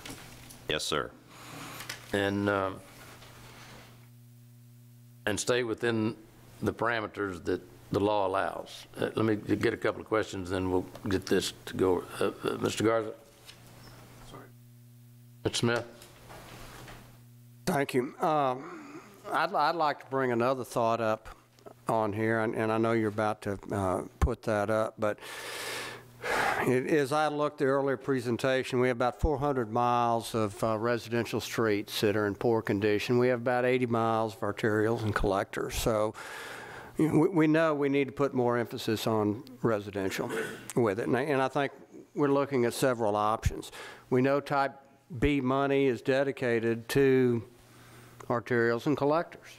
And Mr. Mayor, just like you said, you're pulling some out that out of the bond that could be spent for that. What if we would think about spending that Type B money, what they have in the next 2 years, because we sell our bonds on 2-year cycles, so $6 million plus. Take that amount out of this bond package, allocate that to these arterials and collectors, because everything in this bond package is an arterial and collector. So we'll be satisfying the requirements to our citizens that money be spent on arterial collectors, and replace that with residential streets, just like we did in the 2016. We're going to be approving $11 million tomorrow for that 2016. So we're shifting money over, we're getting it to residential with the Type B. We're spending it like we should. We can pay cash, just like you're suggesting, for these certain streets on there, $6 to $9 million with it. So it's clean there, and we just add that equivalent amount to our residential program, just like we had in the 2016 bond issue. That was the original intent. Yeah. $6 million. Whatever we spend on Type B would be replaced with our bond, whatever we had in bond capacity. Instead of spending $52 million, we'd spend $46 million on the collectors and arterials. $6 million will be spent from the Type B for it, and then another $6 million in residential. You're probably not specific about which residential roads, but you'd put $6 million in the bond package for residential streets. Okay, before we jump in. Opal? Yes. So before we get into the details, let me add my hybrid version into all this so that we can all know what we're talking about in the meantime. So just give me just a minute, and then you can answer both our questions. I just wanted clarification on it. I wasn't tracking you completely, yes. Councilmember Smith. I want to make sure I tracked you accurately. Could you go over it one more time? Okay, so we would take what we have in Type B, what we currently have, plus our next 2 years' anticipated revenue. And we use that money to spend on projects that we're currently in our draft bond proposal. Like the mayor suggested, he pulled out Junior Beck and Laguna Shore as an example, where we're 100% funding on the engineering. Then we know we don't even have to wait for an election on that. Right. We know we've got that cash stream going in with it. Okay, so that amount, whatever that amount shall be, that we replace that dollar amount in the bond package with a residential street program, just like we did in the 2016 package with it. Same kind of language, because that was a broad language that gave us a lot of flexibility, correct? We're just coming up with the streets we're going to do in 2016 and prove that tomorrow. Yeah. Yes, sir. Okay. The construction contracts are coming back tomorrow. Yeah. So the idea there, let me make sure I understood it, was either choose out of the Type A and the Type B, but in either case, I think you're looking at pulling it out of the, not Type A, but the Prop A, pulling at $6 million worth of projects out of Prop A specifically, and dropping in $6 million worth of residential streets into Prop A. And then whatever projects you pull out that you get to $6 million, do a spend as you go over the next 2 years with the Type B. Yeah. Okay. Gotcha. And just a suggestion, a thought. All right, now just. Which is? Okay, Ms. Oakwood. So, Mr. Selman, all right, first, the funds for the Type B funds, who pays for that? Who pays for the Type B funds? It's not a trick question. The money comes from sales tax. So it's not a property owner. It's somebody could live in an apartment. They could live in San Antonio. Wherever they live, they're coming down, they're driving on our streets, and those guys are all paying for that money. Correct. Years ago, it hasn't been done since then, when we've all been around too long, the convention of, the chamber at the time did a study, and they found that somewhere between 40 and 50% of the money paid for at that time of the sales tax money came from outside the city of Corpus Christi. So sales tax money is paid for by people who live here regardless and people who visit here. So that's a really broad, so to me that reflects a user base of those funds that goes beyond just property owners, which is where when we talk about this tax rate, it's people who own property in Nueces or in city limits of Corpus Christi who pay that property tax. So it spreads that out a little further. So that's one piece. The other piece is when you, and I'm sorry, I'm calling this your football play. Did you play football in high school? Kind of looks like that, X's and O's. Originally, when you brought this to us, the intent was to look at getting some relief on the debt side, which we call INS or whatever. We can call it debt and general fund, right? If we could call them that, it would help. So you were looking to use some activity from there to put some relief from paying debt and then use that back into the general fund to be able to pay for some other things, i.e. residential streets. Is that correct? To move it directly into a residential street program. Got it. So if we just use the type B money just to pay for arterial streets, that would not help in that regard because we would still have $52 million in debt. And so that debt problem would still be there right now. Is that correct? You will still be $52 million in debt. So you don't really, because you were going to use that to pay down and it would give you more flexibility on the debt side. You're right, you're using the type B monies to offset the debt payments. So for the $52 million. And why do cities use debt in the way that we do? Yeah, because meeting those needs. Because if we wait, there's a lot of different reasons for going into debt.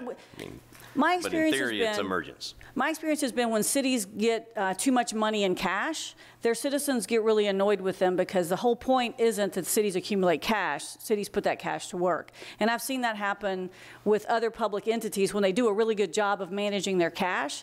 Then some people come back and say, oh no, see now you've got too much money because you have cash. So pay as you go is actually, I've found it to be on 2 or 3 different occasions through the years a bit problematic because your voters assume that you have way too much money. So there's this balance between understanding you don't want to go too far into debt. And the other thing that debt has done that's been my experience is that we get to move things more quickly. If we, just like in a business, and Mr. Roy does this for a living, so I better not get too far into his business. But when you are in business, if you need to be able to move it more quickly, then you need to be able to leverage debt in a smart way. It's when you really get over the top with debt that it becomes problematic, when you can't pay it back, basically. So my version of all this is a bit different. I had the same conversation probably from the same people that talked to the mayor about if you commit all of the type B money, then quote, this council would have made all the decisions about type B. And I'm not exactly sure. Type B wasn't tied to a project. It's not tied. I mean, it's not tied to anything. It's just sales tax. So I did mitigate my recommendation that I'm bringing forward based on that. So let's just say we took half of what type B brings in a year, or 2/3. And we did exactly, not exactly what they're talking about, but exactly what a bond would do with C of Os. And so we took out, let's say it's 35 million, 40 million, whatever 1.5 million would fund on a C of O. And we took that out of the bond proposal. And those streets, whatever they turned out to be, would then get built using C of Os with the funding stream, half the funding stream or 2/3, which then leaves money in the type B. So if you wanted to do design or you wanted to do something relative to some future street, you could do that. And then take about 20 million, because I think, you know, Ms. Gray, I think we know that it's, while the number isn't out there, we've talked $1 million a mile or whatever, it's very problematic to rebuild a residential street. And so 6 million is maybe 2 or 3 streets. So you're not going to get very far. So my recommendation would then be to maybe do 20 million in a residential street program with the bond. So now maybe you're not at 52 million and maybe you do get a little debt relief this go round and the citizens still get the needed streets that they want. It's not quite as, you know, pure as any one of these other examples, but you take the best of both and you kickstart a residential street program, because looking back at these numbers that I saw in this budget and in this plan that you passed out here, citizens aren't really going to see any impact of any measurable support until 2020, 2021. I mean, that's at 2020, you're still talking 11 million with 10.5. 2021, you're only talking maybe 15. 2022, you're only talking 16. You don't even get to 20 million at 2024.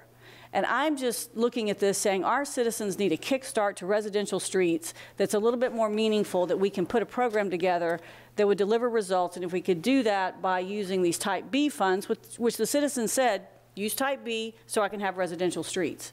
And we may have to do some debt to do it, which I realize has some challenges, but the debt I'm recommending is the debt that's paid for not just by our property tax, but by a broader tax base, which is everyone who comes and goes on those streets in Corpus Christi. Okay, Mayor, let me see if I can get that one squared away, see if I understand exactly what's being proposed in that scenario. One, taking your Type B and issuing COs on roughly from your Type B on whatever number that would be. Don't know what that number would be, but whatever, we could bond out about half that revenue. You say you got 1.5, then you bond out on whatever that would be, so maybe 25 or 30 million on the 1.5. Then taking that project listing that we have there under the A, Prop A, and dropping in 20 million in residential street, plus or minus, I don't know, but keeping it at 52 or getting it actually below that 52 and looking at a 40 million. Yeah, my goal would be to get it below that 52. So if you took a half to two-thirds of the Type B sales tax funding, that it wouldn't be dollar for residential streets. I think the goal would be to drop that debt down for the taxpayers. So removing the projects from there, presumably to pay for them with COs with B, and then incorporating a 20 million residential street program. We don't, not residential streets per se, but again, back to the residential street program that would enable it to be integrated into the broader program. So we would need to roughly take out of that Prop A to do that 30 to 40 million of those projects to add in the 20 and if we only got to 18 on residential, 52. You know, that's still 3 times the Type B money. So I mean, if we got to 18, you know, again, the numbers, that's not exactly. You're not looking at an exact displacement to get to 52. You're looking at a displacement that's going to reduce that number. We'd have to sharpen our pencil to figure out which projects we could pull out of there to reduce that amount while simultaneously dropping in a 15 to 20 million dollar residential. We'd have to sharpen our pencil, figure out how to move that. And I realize that's a bit of a blended process, because it does allow some additional revenue from Type B to carry through over the 20 years. You know, we've talked about how you accumulate it, and then you're not accumulating big amounts of money. And then with the debt, if you can create some debt relief, and I still remember when we had Noe here, and he shows how the debt is going to change by 2023, 24, 20. It starts doing, what do you call it, the water slide? So we're going to see a change in the future on how the debt goes, and future councils will then have to look to see how committed they are to continuing the debt cycle, but it will create even greater flexibility in that tax rate, if I'm not mistaken. So that's really what I was looking at, is how do we get a bang for the buck, kickstart this program, let the voters know that we're serious about really doing something, leveraging what the voters have already said they want to do, paying for it with everybody's money and not just property tax money. Mayor, I believe Council Member Lindsay Opal played on the offensive line, and this sounds like blocking assignments, kind of rough, but thank you, I got it. Okay, Mr. Roy. I want to make sure I understand what you're saying. Under your plan, then right now under the Fund 1042, we have a year of planning and a year of building. Under your plan, are you talking about actually a dedicated amount to construction every year? With the recommendation would be to take some amount, 20 million is just a round number, it may be different, that would be dedicated to a street program, a residential street program. And that's done deliberately in the way that gives the maximum flexibility back to the staff to leverage it with what other resources they have. So it's a one-time shot of this amount of money, and then they allocate it as it comes, as the projects become evident, and they tie it back into the other resources. You look at the other method, so at the end of the day in 2020, you've got 17.54 million, 2022, you've got 31.7, and then 2024, you're at 35.8. And all of that stands. None of that goes away. Okay. That was a question I got asked as well. And because the other thing we haven't talked about, Mayor, is the 2 + 2 + 2, right? So we still don't show that other 2 cents that we got into last year. That's incorporated into the spreadsheet that so you have. it's into the spreadsheet. So it's assuming that it's in here. So all of that still stays. 222 is in there. So this just kickstarts this before 2021, 22, 23, and out years.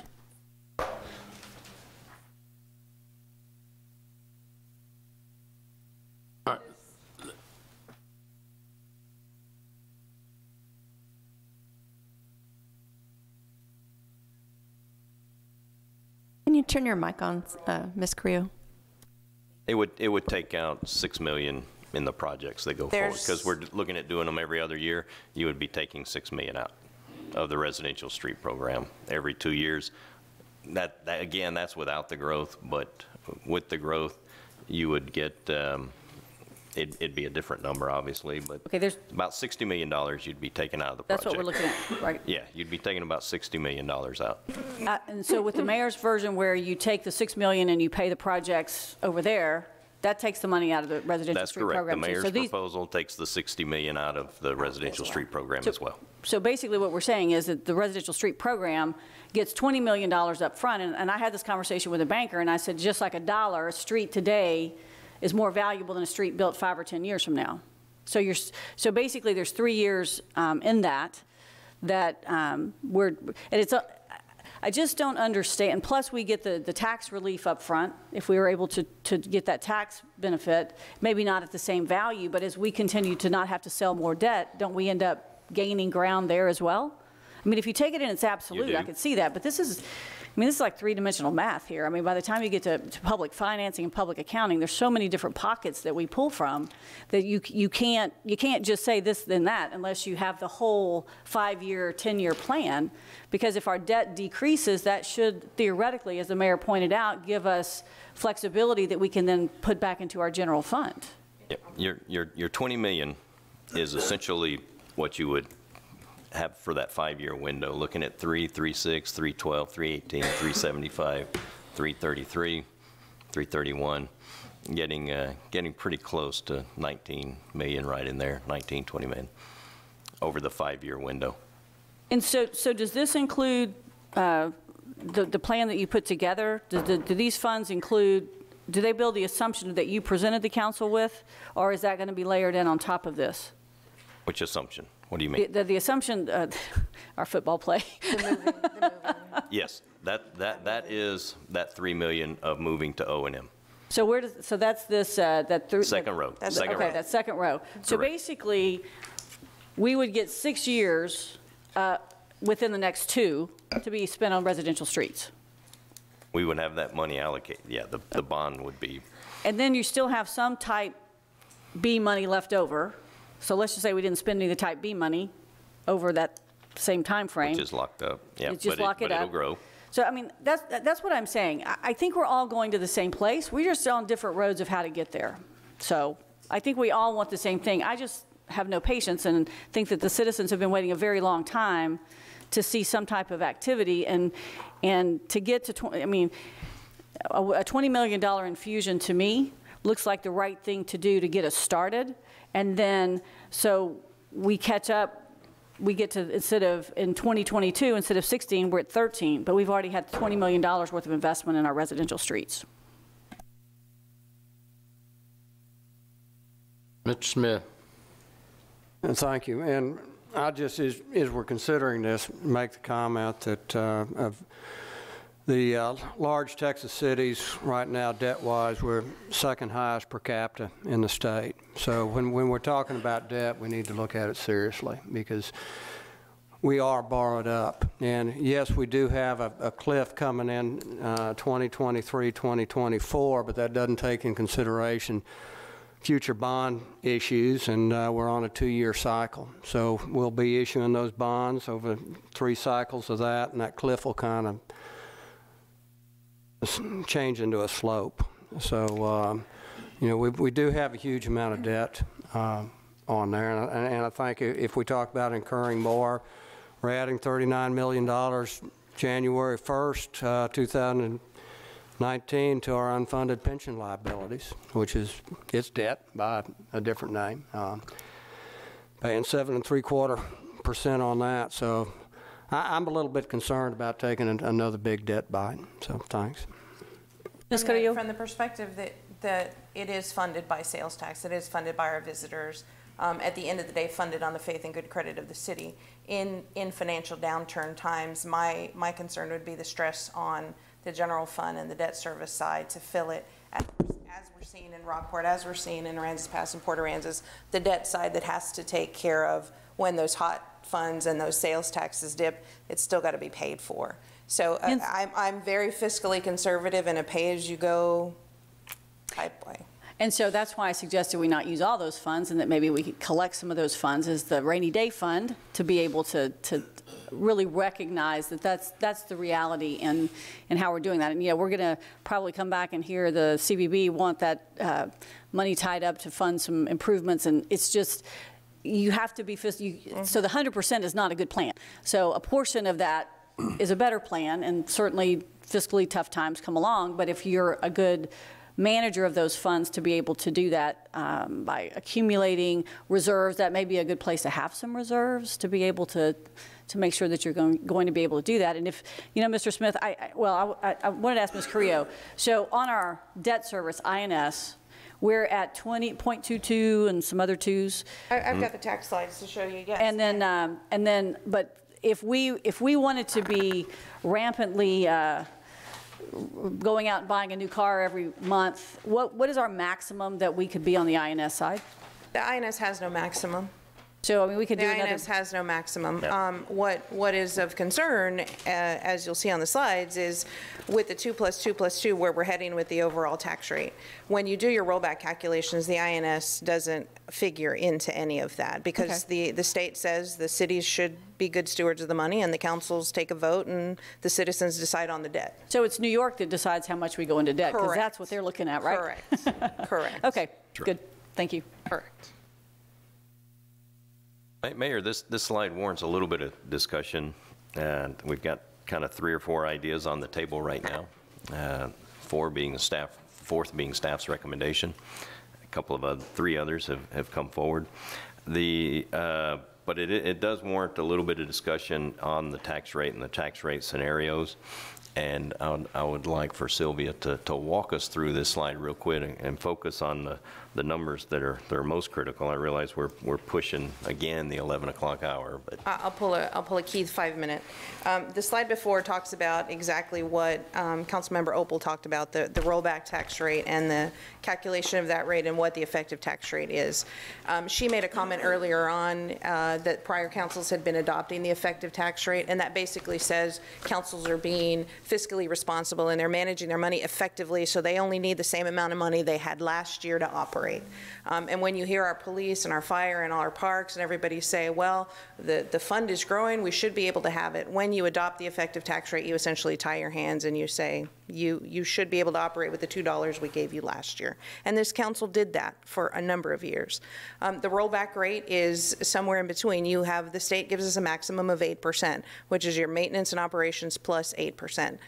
Do we want to hit the 8% ceiling? No, obviously that's not where we want to be, and it's usually somewhere in between. Where we're headed, though, in this particular year, to move into that, to take the bite of that apple, the biggest bite, to have the biggest bang for the buck. If we move, you'll see we have our current tax rate plus the 2 cents that's incorporated for streets.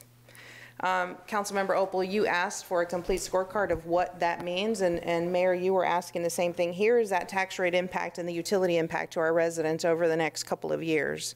And so if you see at the 2%, we're already exceeding our maintenance and operation rate at 5.31%. So we're not quite at the 8% rollback. We're not quite at the, citizens with pitchforks rate, but even that simple 2 cents into maintenance and operation makes that increase. When we move further down and you see the 2 cents, you see the type B, and you see the M&O draw, we're at 12.47 cents. Now, 12.47%, I'm sorry. So what does 12.47% mean? Well, that means our residents can collect signatures, our residents can force us back into the lower rate, the lower of the rollback rate. There's some steps to do it. They'd go through the city secretary. They have to establish a petition. There's a short time period in which to do it. There are some ramifications. We would be having to pay refunds and some interest if the collections had already started by the time those things take into account. And our rollback rate would go back to 40 cents, 0.40695. So we would ostensibly lose 1.6 cents, or about $2.5 million, pushing up against this third scenario if this is where the council intended to go. From, again, a very fiscally conservative perspective, you only want to hit that ceiling. If you're going to hit it, you better hit it one time and don't ask your residents to come back for anything along that higher end. What is of concern is over the longer term. I think this year with the accounting, with the movement of the rates, we are in an awkward or a unique situation, I would say, in that our tax rate remains the same, 0.62, but we've moved some of those monies into maintenance and operations to then infuse into the street program. When you get to 2020, if we did another 2 + 2 and this $52 million of debt issuance, you can see our tax rate starts increasing to 0.6 cents. Add to that the cumulative effect of the utility bill increases. We have the $2.21 for solid waste that's in the proposal.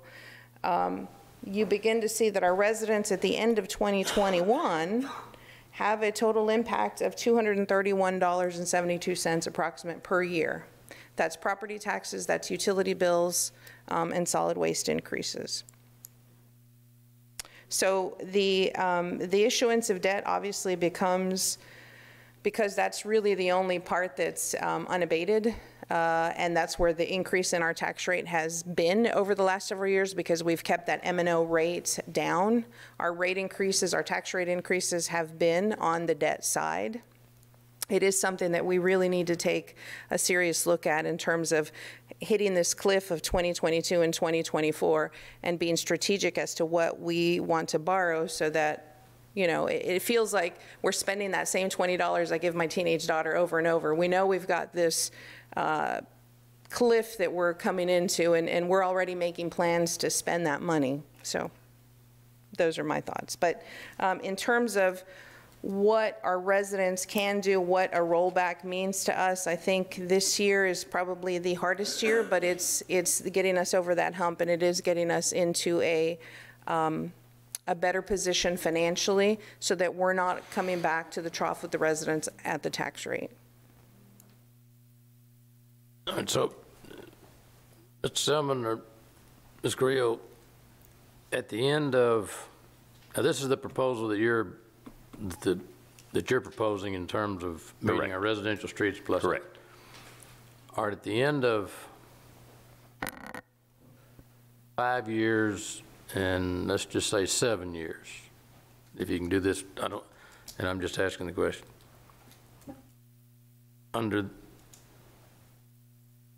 And you may need a little time to think about it, may have to take a time out. Just at the end of 5 years, and say 8 years, which program would have provided the most for residential streets projects, and then also would have been the least impactful on the tax rates? That's very hard to answer, because a future council may choose to do bonds for residential streets, or may not choose. So, and it's hard to really put a finger on what that would look like given a future council action. Assuming all things being equal, rather than tax rate, because I understand that changes. And the other thing, the unknown, is that if you set up this program that you're proposing, that's a long-term program to increase residential street participation in the future. And I don't know what the legislature is going to do, but if the last few years in the legislature, they've been trying to roll that 8% back to 4%, 5 or 4, depending on how ticked off they get, thinking they know best.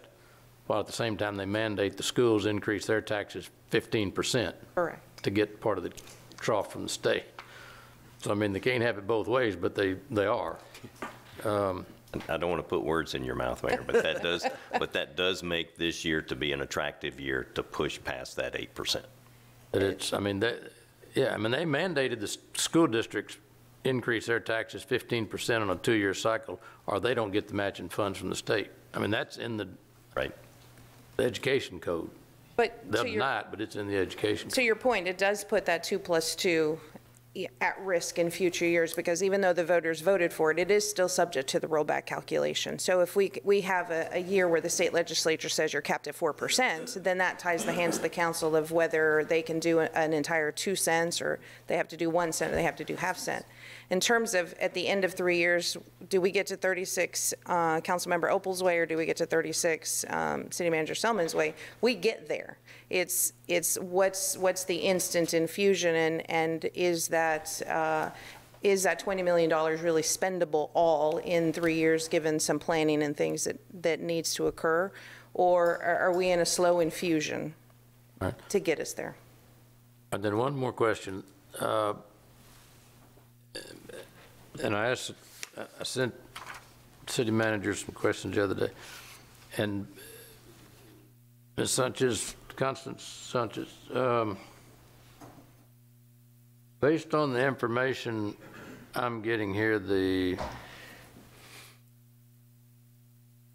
bond, make sure I'm using the right terminology, the fund balance in the debt service, I think you're projecting at the end of this fiscal year will be about 10.5?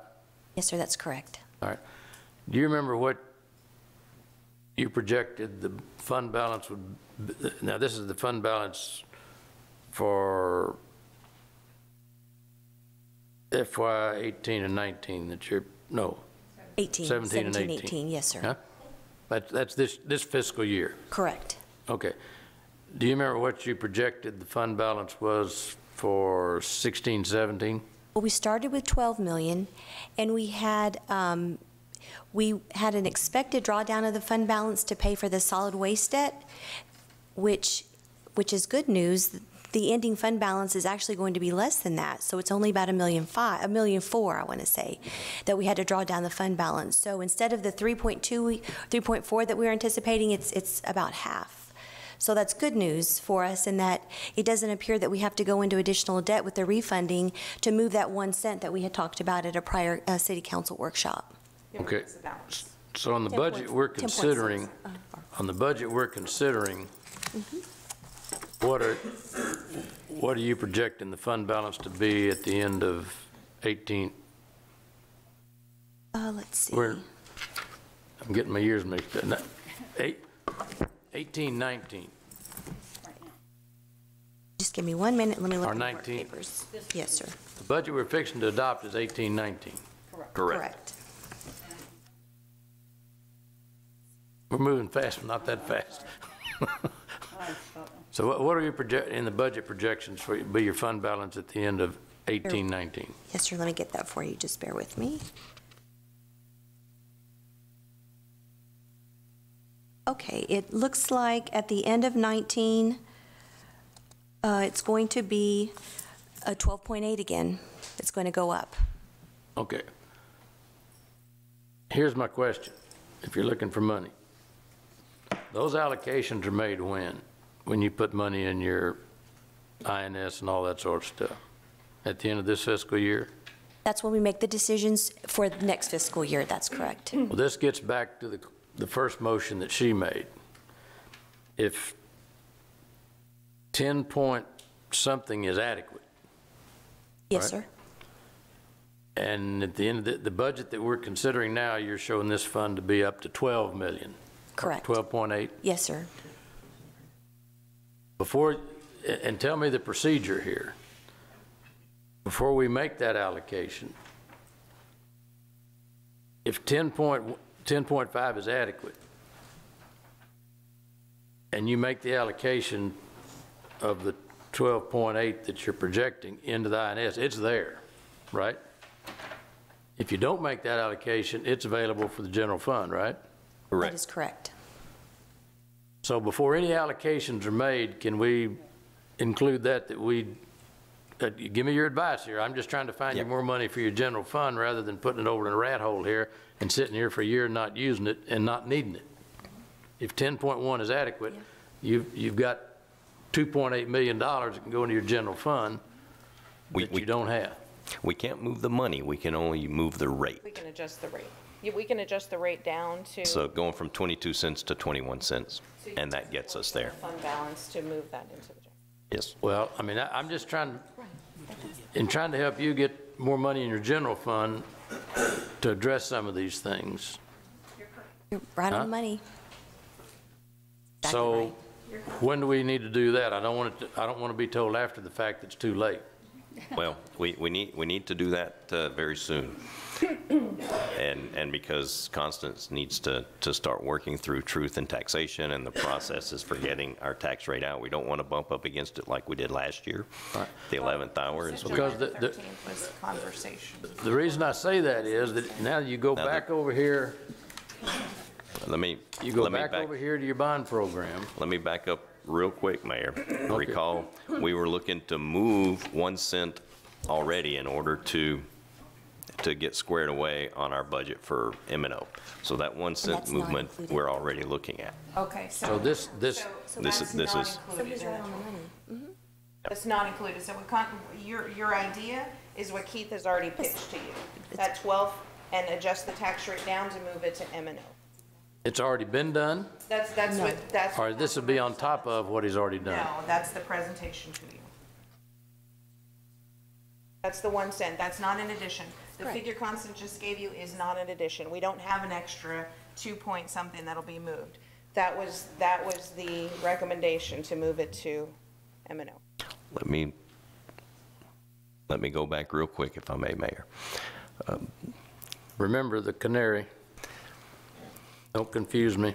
We're at 22 cents on the INS side currently.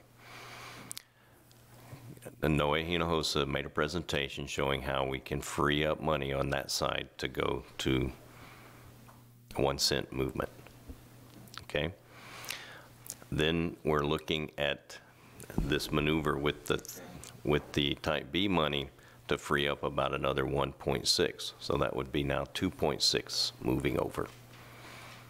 What you're talking about now is actually another cent that is being, that we're looking at having additional revenue on the INS tax rate side.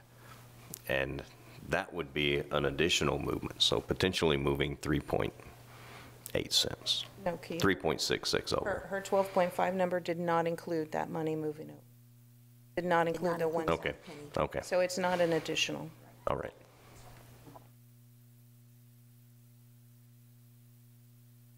What Constance explained is exactly what Noe explained, that there is there's surplus in the debt service that allows us to reduce the debt rate, move that cent and a half into maintenance and operation.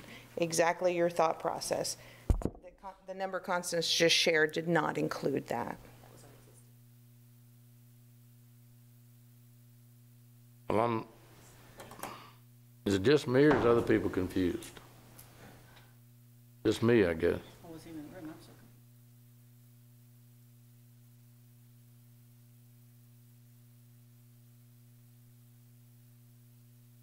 Well, that's what I'm trying to think. I mean, we got on the one hand, they have thought of it, and the other hand, they haven't thought of it, or I'm not sure. That's where I'm confused. 10.1 is what you project for this year. 12.8 or whatever it is for next year. Correct. But you've already moved that. No, sir, that's with the existing tax rate and the existing split out. But Mr. Selman has used that money to get to where he's trying to get to. Well, that's the recommendation, yes, sir. Yes, sir, that is correct.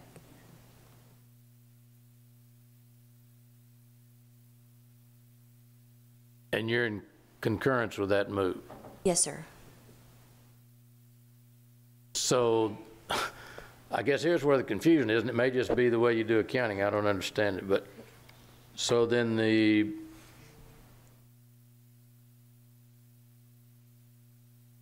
answer, so then that should change what you're saying is your projected fund balance at the end of 18, of 9.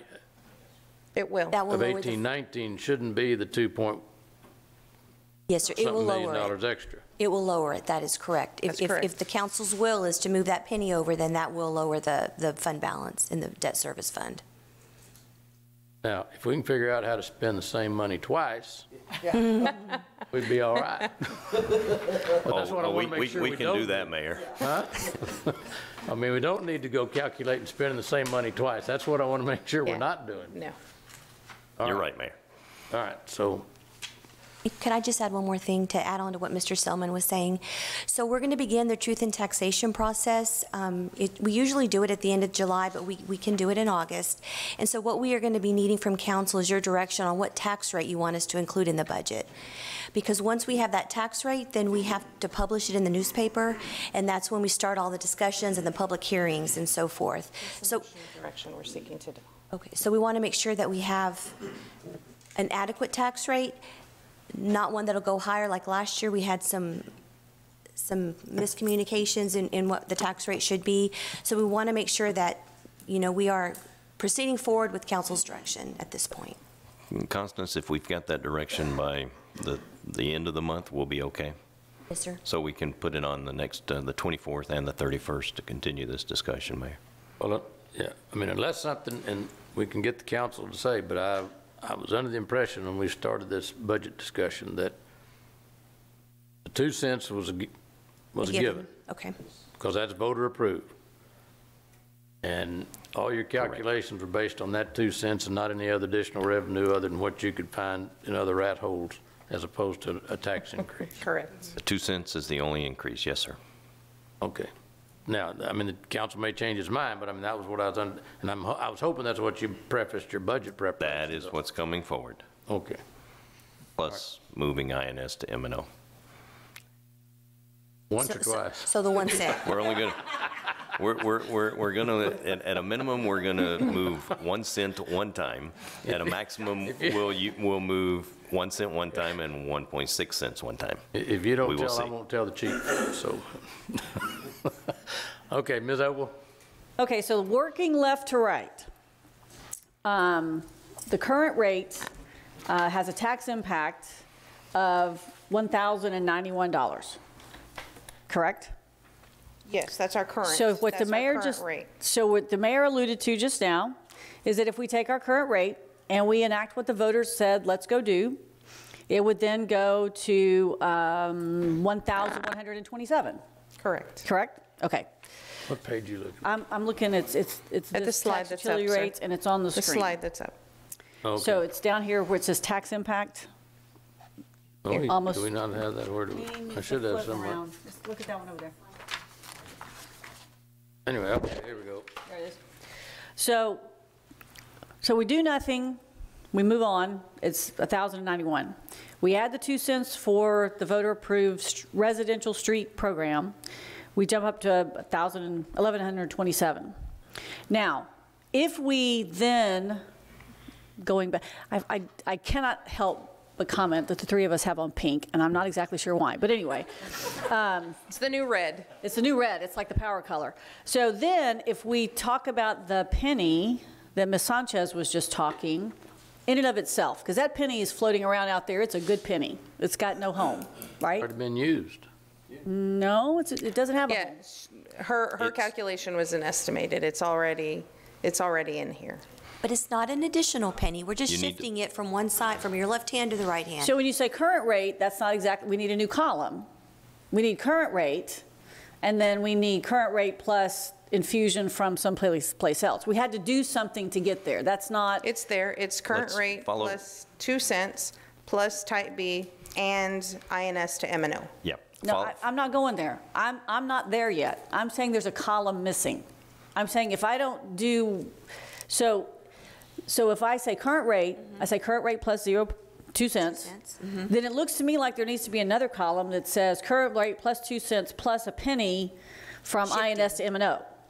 Because you can do that without doing anything else. It's there. That's your third column. And, okay, so then that stays, I don't understand.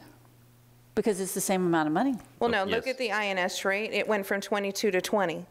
Okay. What we did is we took that cent point 6 and moved it up into the M&O, which is Okay. why the tax rate remains flat. 2.66 moved. Okay. So then, so if we stop there, we get more, I mean, we don't go do anything else. We get more money into the general fund, correct? Correct. But we now are looking at a 12%, which kicks us to a rollback rate, because we can't move that penny without telling the voters that really you're not paying anymore, but it's just how we're allocating that money. Correct. That's the unique situation we're in. We would ostensibly go from 37 cents to 42 cents, which is that 12.47, even though the bottom line number is the same. So why do we have to do the type B money to get that penny? We're not moving the type B to get the penny. We're moving the type B to get 1.66. To But if we're already, well, I don't like you, Mayor. So if we're already projecting at the end of this year, at the end of this fiscal year, it's 10 million in the account? Yes, ma'am. And so if we don't do anything for next year, we're projecting it would be at 12 million in the account. INS fund balance. You're right. The debt service fund The balance. debt service, yes. That's if we sell bonds or don't sell bonds? The debt service fund balance is projected to grow either way. Based on the With the rate, same- based on the with the same. collections that come in. That's with our existing debt, including Yeah. the 3 issuances we just did like last month. So that's no additional debt. That's our existing debt. And so, you know, I guess just here's my problem. I just don't, okay, it's municipal finance, number one. So let's all just be really clear about that.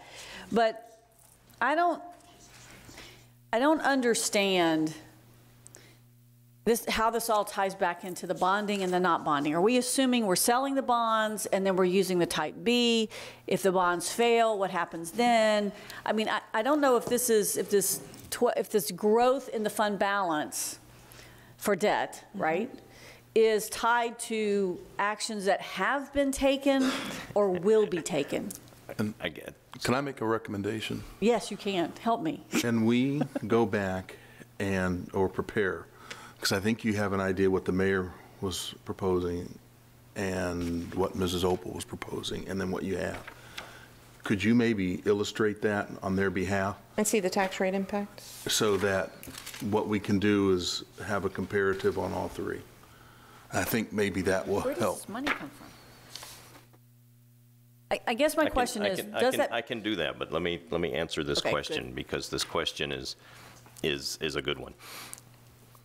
Once you decide what the tax rate is, you've slid the money over. You'll no longer need the type B to pay for the debt if the bond fails, if it fails at the ballot. If it fails at the ballot, the money went over to your streets either way, because you didn't need that money to cover your debt payment. So once you set the tax rate, you slide it over and you've embellished by 3 million. But So are you tracking that? But in your proposal, long-term, what you're recommending will ultimately get more money into the residential street program than Regardless the as other to what things that we happens at the talked ballot box. That's correct. long-term, that's the best program for residential street. That's our position. And any It may not council, be the quickest, but long-term, it's the most effective. And any council in the future can make a decision to spend that money some other way, just the same as they could to do a bond or not do a bond. There's no guarantees either way. There's never a guarantee either way.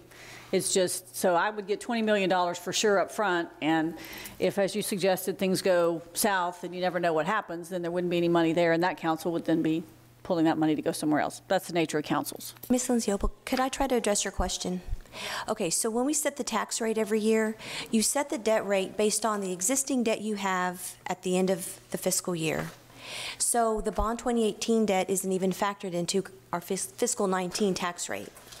The reason in the growth in the fund, we're thinking it's a couple reasons. We project based on a 90% collection rate where the tax office is using 100%. That adds additional revenue. A second thing is we have taxpayers paying on delinquent taxes, which when we get the levy, that's not included. So that's an additional revenue that's being put into our debt service fund that's helping to accumulate this fund balance. But I just want to make sure that everybody understands when we set the rate, the debt rate, it's to cover our existing debt only. We're not projecting into the future. And so when that money comes in, that dollar gets split according to what this rate is here. Correct. So Yes, the whatever we 38.22. say when it gets adopted, Yes, ma'am. that money has a home. It says, I go here and you go there. And then at the end, you're able to look at it and say, have we over accrued what we need? And can we take that money and Shift it over. Scoot it over. But we have to tell the citizens we've now changed the ratio of how we're allocating that money. But that'll be for next year. But that's for 19. I mean for 20.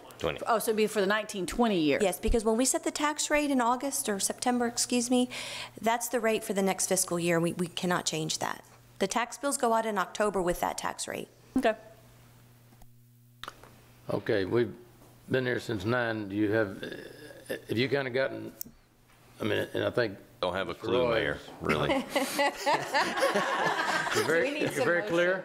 We need some motions. I mean, the bottom line, after all of us chasing, cat chasing its tail here for an hour on what would be the best scenario, it's your staff, yours and your staff's recommendation that long-term will have the biggest impact on addressing the residential street problem at the least impact in terms of the taxpayer and on a cash basis. Yes, sir. Correct. That's our position. Okay. And on the bonds, we've given direction to pull out that one program. Sir. And you're going to figure out some way to take care of that without having to go to debt. Yeah, that's, yep. Just operating out of cash. Yes, sir. All right. And when's the last that we can do something about this bonds? Because I mean, I know we're tired and all that, but I am not. Yes, sir. I'm not interested at all at spending any more new stuff in Parks and Recreation until I get a handle and convinced that we're going to get our priorities straight and take care of what we got. Spending another $1 million on playground equipment or doing this and doing that, I'm just sorry. And we're using $14 million a year in that department anyway. And I mean, the park board recommended rate increases. We may want to go back and look at some of those. If people want to be entertained, that's their business, and they need to pay for it. We've got a responsibility and obligation to take care of the facilities, just like we got the police building and the fire department. You've got your physical plants. You've got to take care of them. And if we're not going to take care of them, then identify every park we want to get rid of and put it up for sale and get somebody else to take care of it. Because right now, it's just an embarrassment. Mayor, I'll leave it to the will of the council if you want to try to put this onto the next agendas, or if you want to post a special meeting. It's up to the council. Well, I mean, we got the 24th and the 31st regular agendas, but we can do workshops in between there, a week from now, or whatever the council desires. Well, I mean, I'd like to at least see if the council, at least and if I'm all wet, say something. But I think we have to have a serious discussion about it. And I don't mind having the serious discussion. There may be no action taken, but I think we ought to at least, I mean, ignoring it is not going to help. We've talked about getting the parks maintained and cleaned up for 2 years now, and I've not seen any improvement. And it may be a function of the funding of the park. It may not be have a thing to do with the management of it. I don't know. That's what I need to see what the problem is. Mayor, if it's the will of the council, we could look at another workshop, again, talking about our bond project listing, but incorporate a presentation on our parks operations. That I mean, and it may be that I don't know what the ultimate conclusion is, but I can tell you that we've gotten a lot of complaints about them. The facilities, the appearance, the lack of maintenance, and the prioritization. I mean, we don't have a bottomless pit of money, but we ought to be proud of what we have, and I'm not sure we are. So does the council have any problem Mayor, give you time to look at something, and you just look at what would be the best time to come back and make a presentation to us? Mayor, I have a comment about that. I think that because there's so much operational question involved in what you're suggesting, which is, you know, the foundation of what you're talking about, so the operations just aren't where they need to be, that it would probably be very appropriate to have this as part of a regular council meeting to really dig into some of this operational aspect, and then it would lend itself to answering the questions related to the bond. So, and Mayor, we could have another workshop and still have it on the agenda the next day. You can post it on both agendas. Come in here, discuss it on a Monday, then come back Tuesday, and then do the same thing again. I would suggest you and your team look at what we're talking about and then propose a couple of dates within the time frame we have to do something. I mean, I don't know that it necessarily has to be tied to the bond issue, but I want to be able to go out and encourage people to vote for a bond issue I've got a lot of confidence in. Okay. So, anything else that we need? Where did Michael go? 1, 2, 3, He left. 4, We 5. got 5, Huh? but that's it. I don't know, but he left a little while ago. Well, Ben, we appreciate you sticking around. City Manager and Mayor, if you would not mind, we are moving ahead with the changes on the informational guide as best as possible. We're hoping to coincide the completion of that with the final placing it out. Would it be too much to ask if we could get a motion on the rest of the projects, and maybe you want to continue to discuss Proposition C? And I'm not quite sure, Mayor, if it's all of Park and Rec or just the park system playground, because the rest of it was senior centers, recreation centers, and a lot of the money that they used to leverage to get other grant funds. So I think as long as we're still discussing it, I'd say the whole Proposition C, because I want serious, because I want attention paid to it. Okay. Well, can we get a motion on the remaining propositions so that we can move ahead? And that's just something to consider. Do we need that today? What do you need to move ahead if we're not going to not do them? Yeah, Mayor, what I'm kind of hearing, and we as a staff are really concerned about our time crunches over here, and that's what Valetti is concerned about. As soon as we can, we need to iron out what would be in Prop A, what would be in Prop B, C, D, E, and F. We need to work through that as quickly as possible, and I know that that's why we had this workshop today, Mayor. And again, I really appreciate the council and y'all's willingness to come forward and have this workshop today, because we really need to get this ironed out and hammered out and exactly what it is. And it sounds like there's 2 or 3 proposals on the table that could very well alter the Prop A and the Prop B. So I'm still going to recommend that we come forward with that workshop at the next meeting. And in the interim, I would ask the council to look at those projects and see exactly, and if you could get it to me quickly, we could put it in a presentation form in terms of what your recommendations are. Specifically, there were 3 different things put on the table here. Go through, pick those projects, or have, if it seems to me that it would be the action of the council. No, take this project and fund it, spend as you go. Take that project, spend it, fund as you go. We can do that, but it sounds like that you guys, the council may want to make those maneuvers as well. And the scenarios that were created were kind of loose scenarios as well. Pull this money, move that money, and we will need very firm direction pretty soon on these Prop A's and Prop B's. We can't leave it in limbo. Just to clarify, Mr. Selman, the the last day to call for the election is August the 14th, and on July the 31st, that's when we were wanting to bring the draft ordinance. So just to illustrate what he's saying. All right, so, I mean, what you're working with now is what your proposal is. Correct. And so, with the exception of the D, what was it? E. Yeah. All right, you got direction on E, so E is out. Correct. Okay.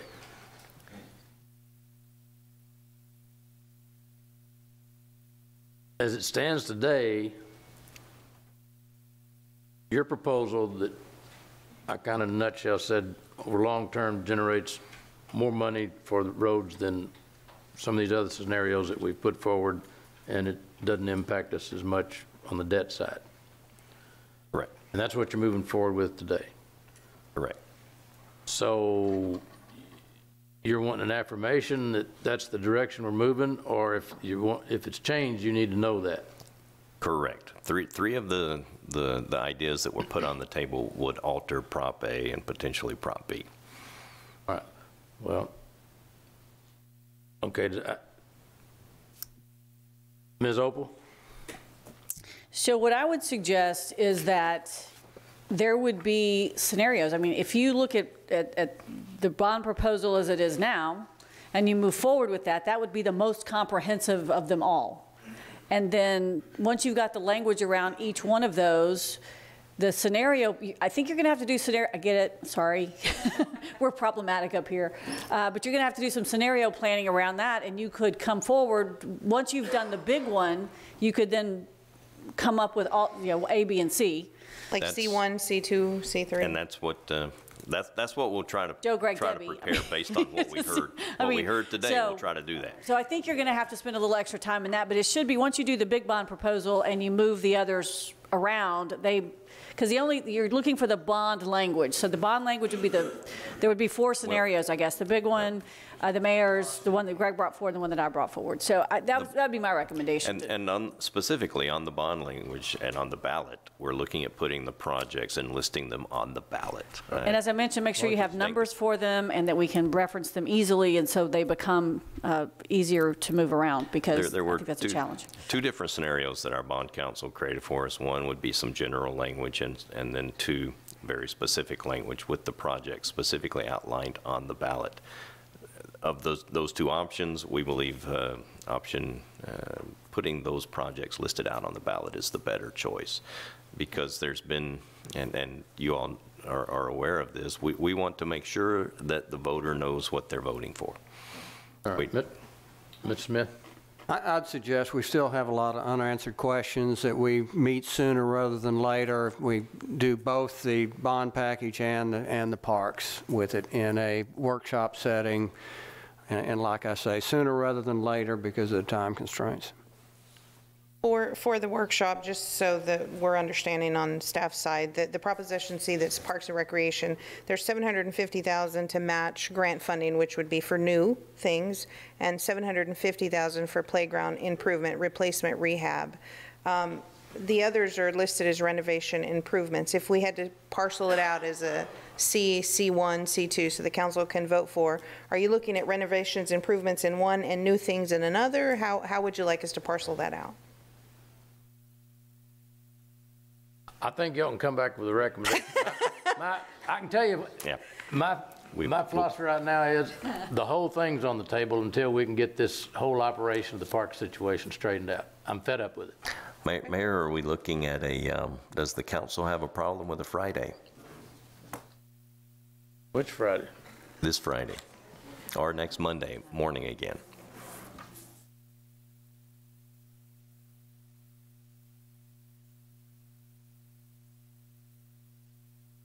No, that's the 16th. That's no, he's right. It's the 23rd. Friday the 20th? Mm-hmm. Yes, the 23rd. The 20th? Yeah, Friday's the 20th. Yeah, 20th. Yeah, I'm talking on Monday we have. I was going to say, I don't have anything on the 20th for a fire station. For the 23rd. No, that's Monday. 23rd? Mm-hmm. I changed command at 10 o'clock. On the 23rd? On the 20th. I didn't get that invitation, I guess. Got it, right, Ben? Yeah. Well, if we can, if Friday worked for you, that's pretty quick, but, All right, we can shoot for Monday. There won't be much difference between the two. well, if you can get it done that way, you can rest over the weekend. Or we might have the weekend to wrap it up. Gives us a couple of more days. So pick your poison. Why don't you go back and huddle Okay. with your staff, and then get with Ms. Worth and let us know which dates work for best for everybody. And then Okay, Mayor. Don't you think? Will do. All right. Anything else? If you're looking for mosquitoes, I know a good park you can go to. All right, meeting adjourned. Well, you did that with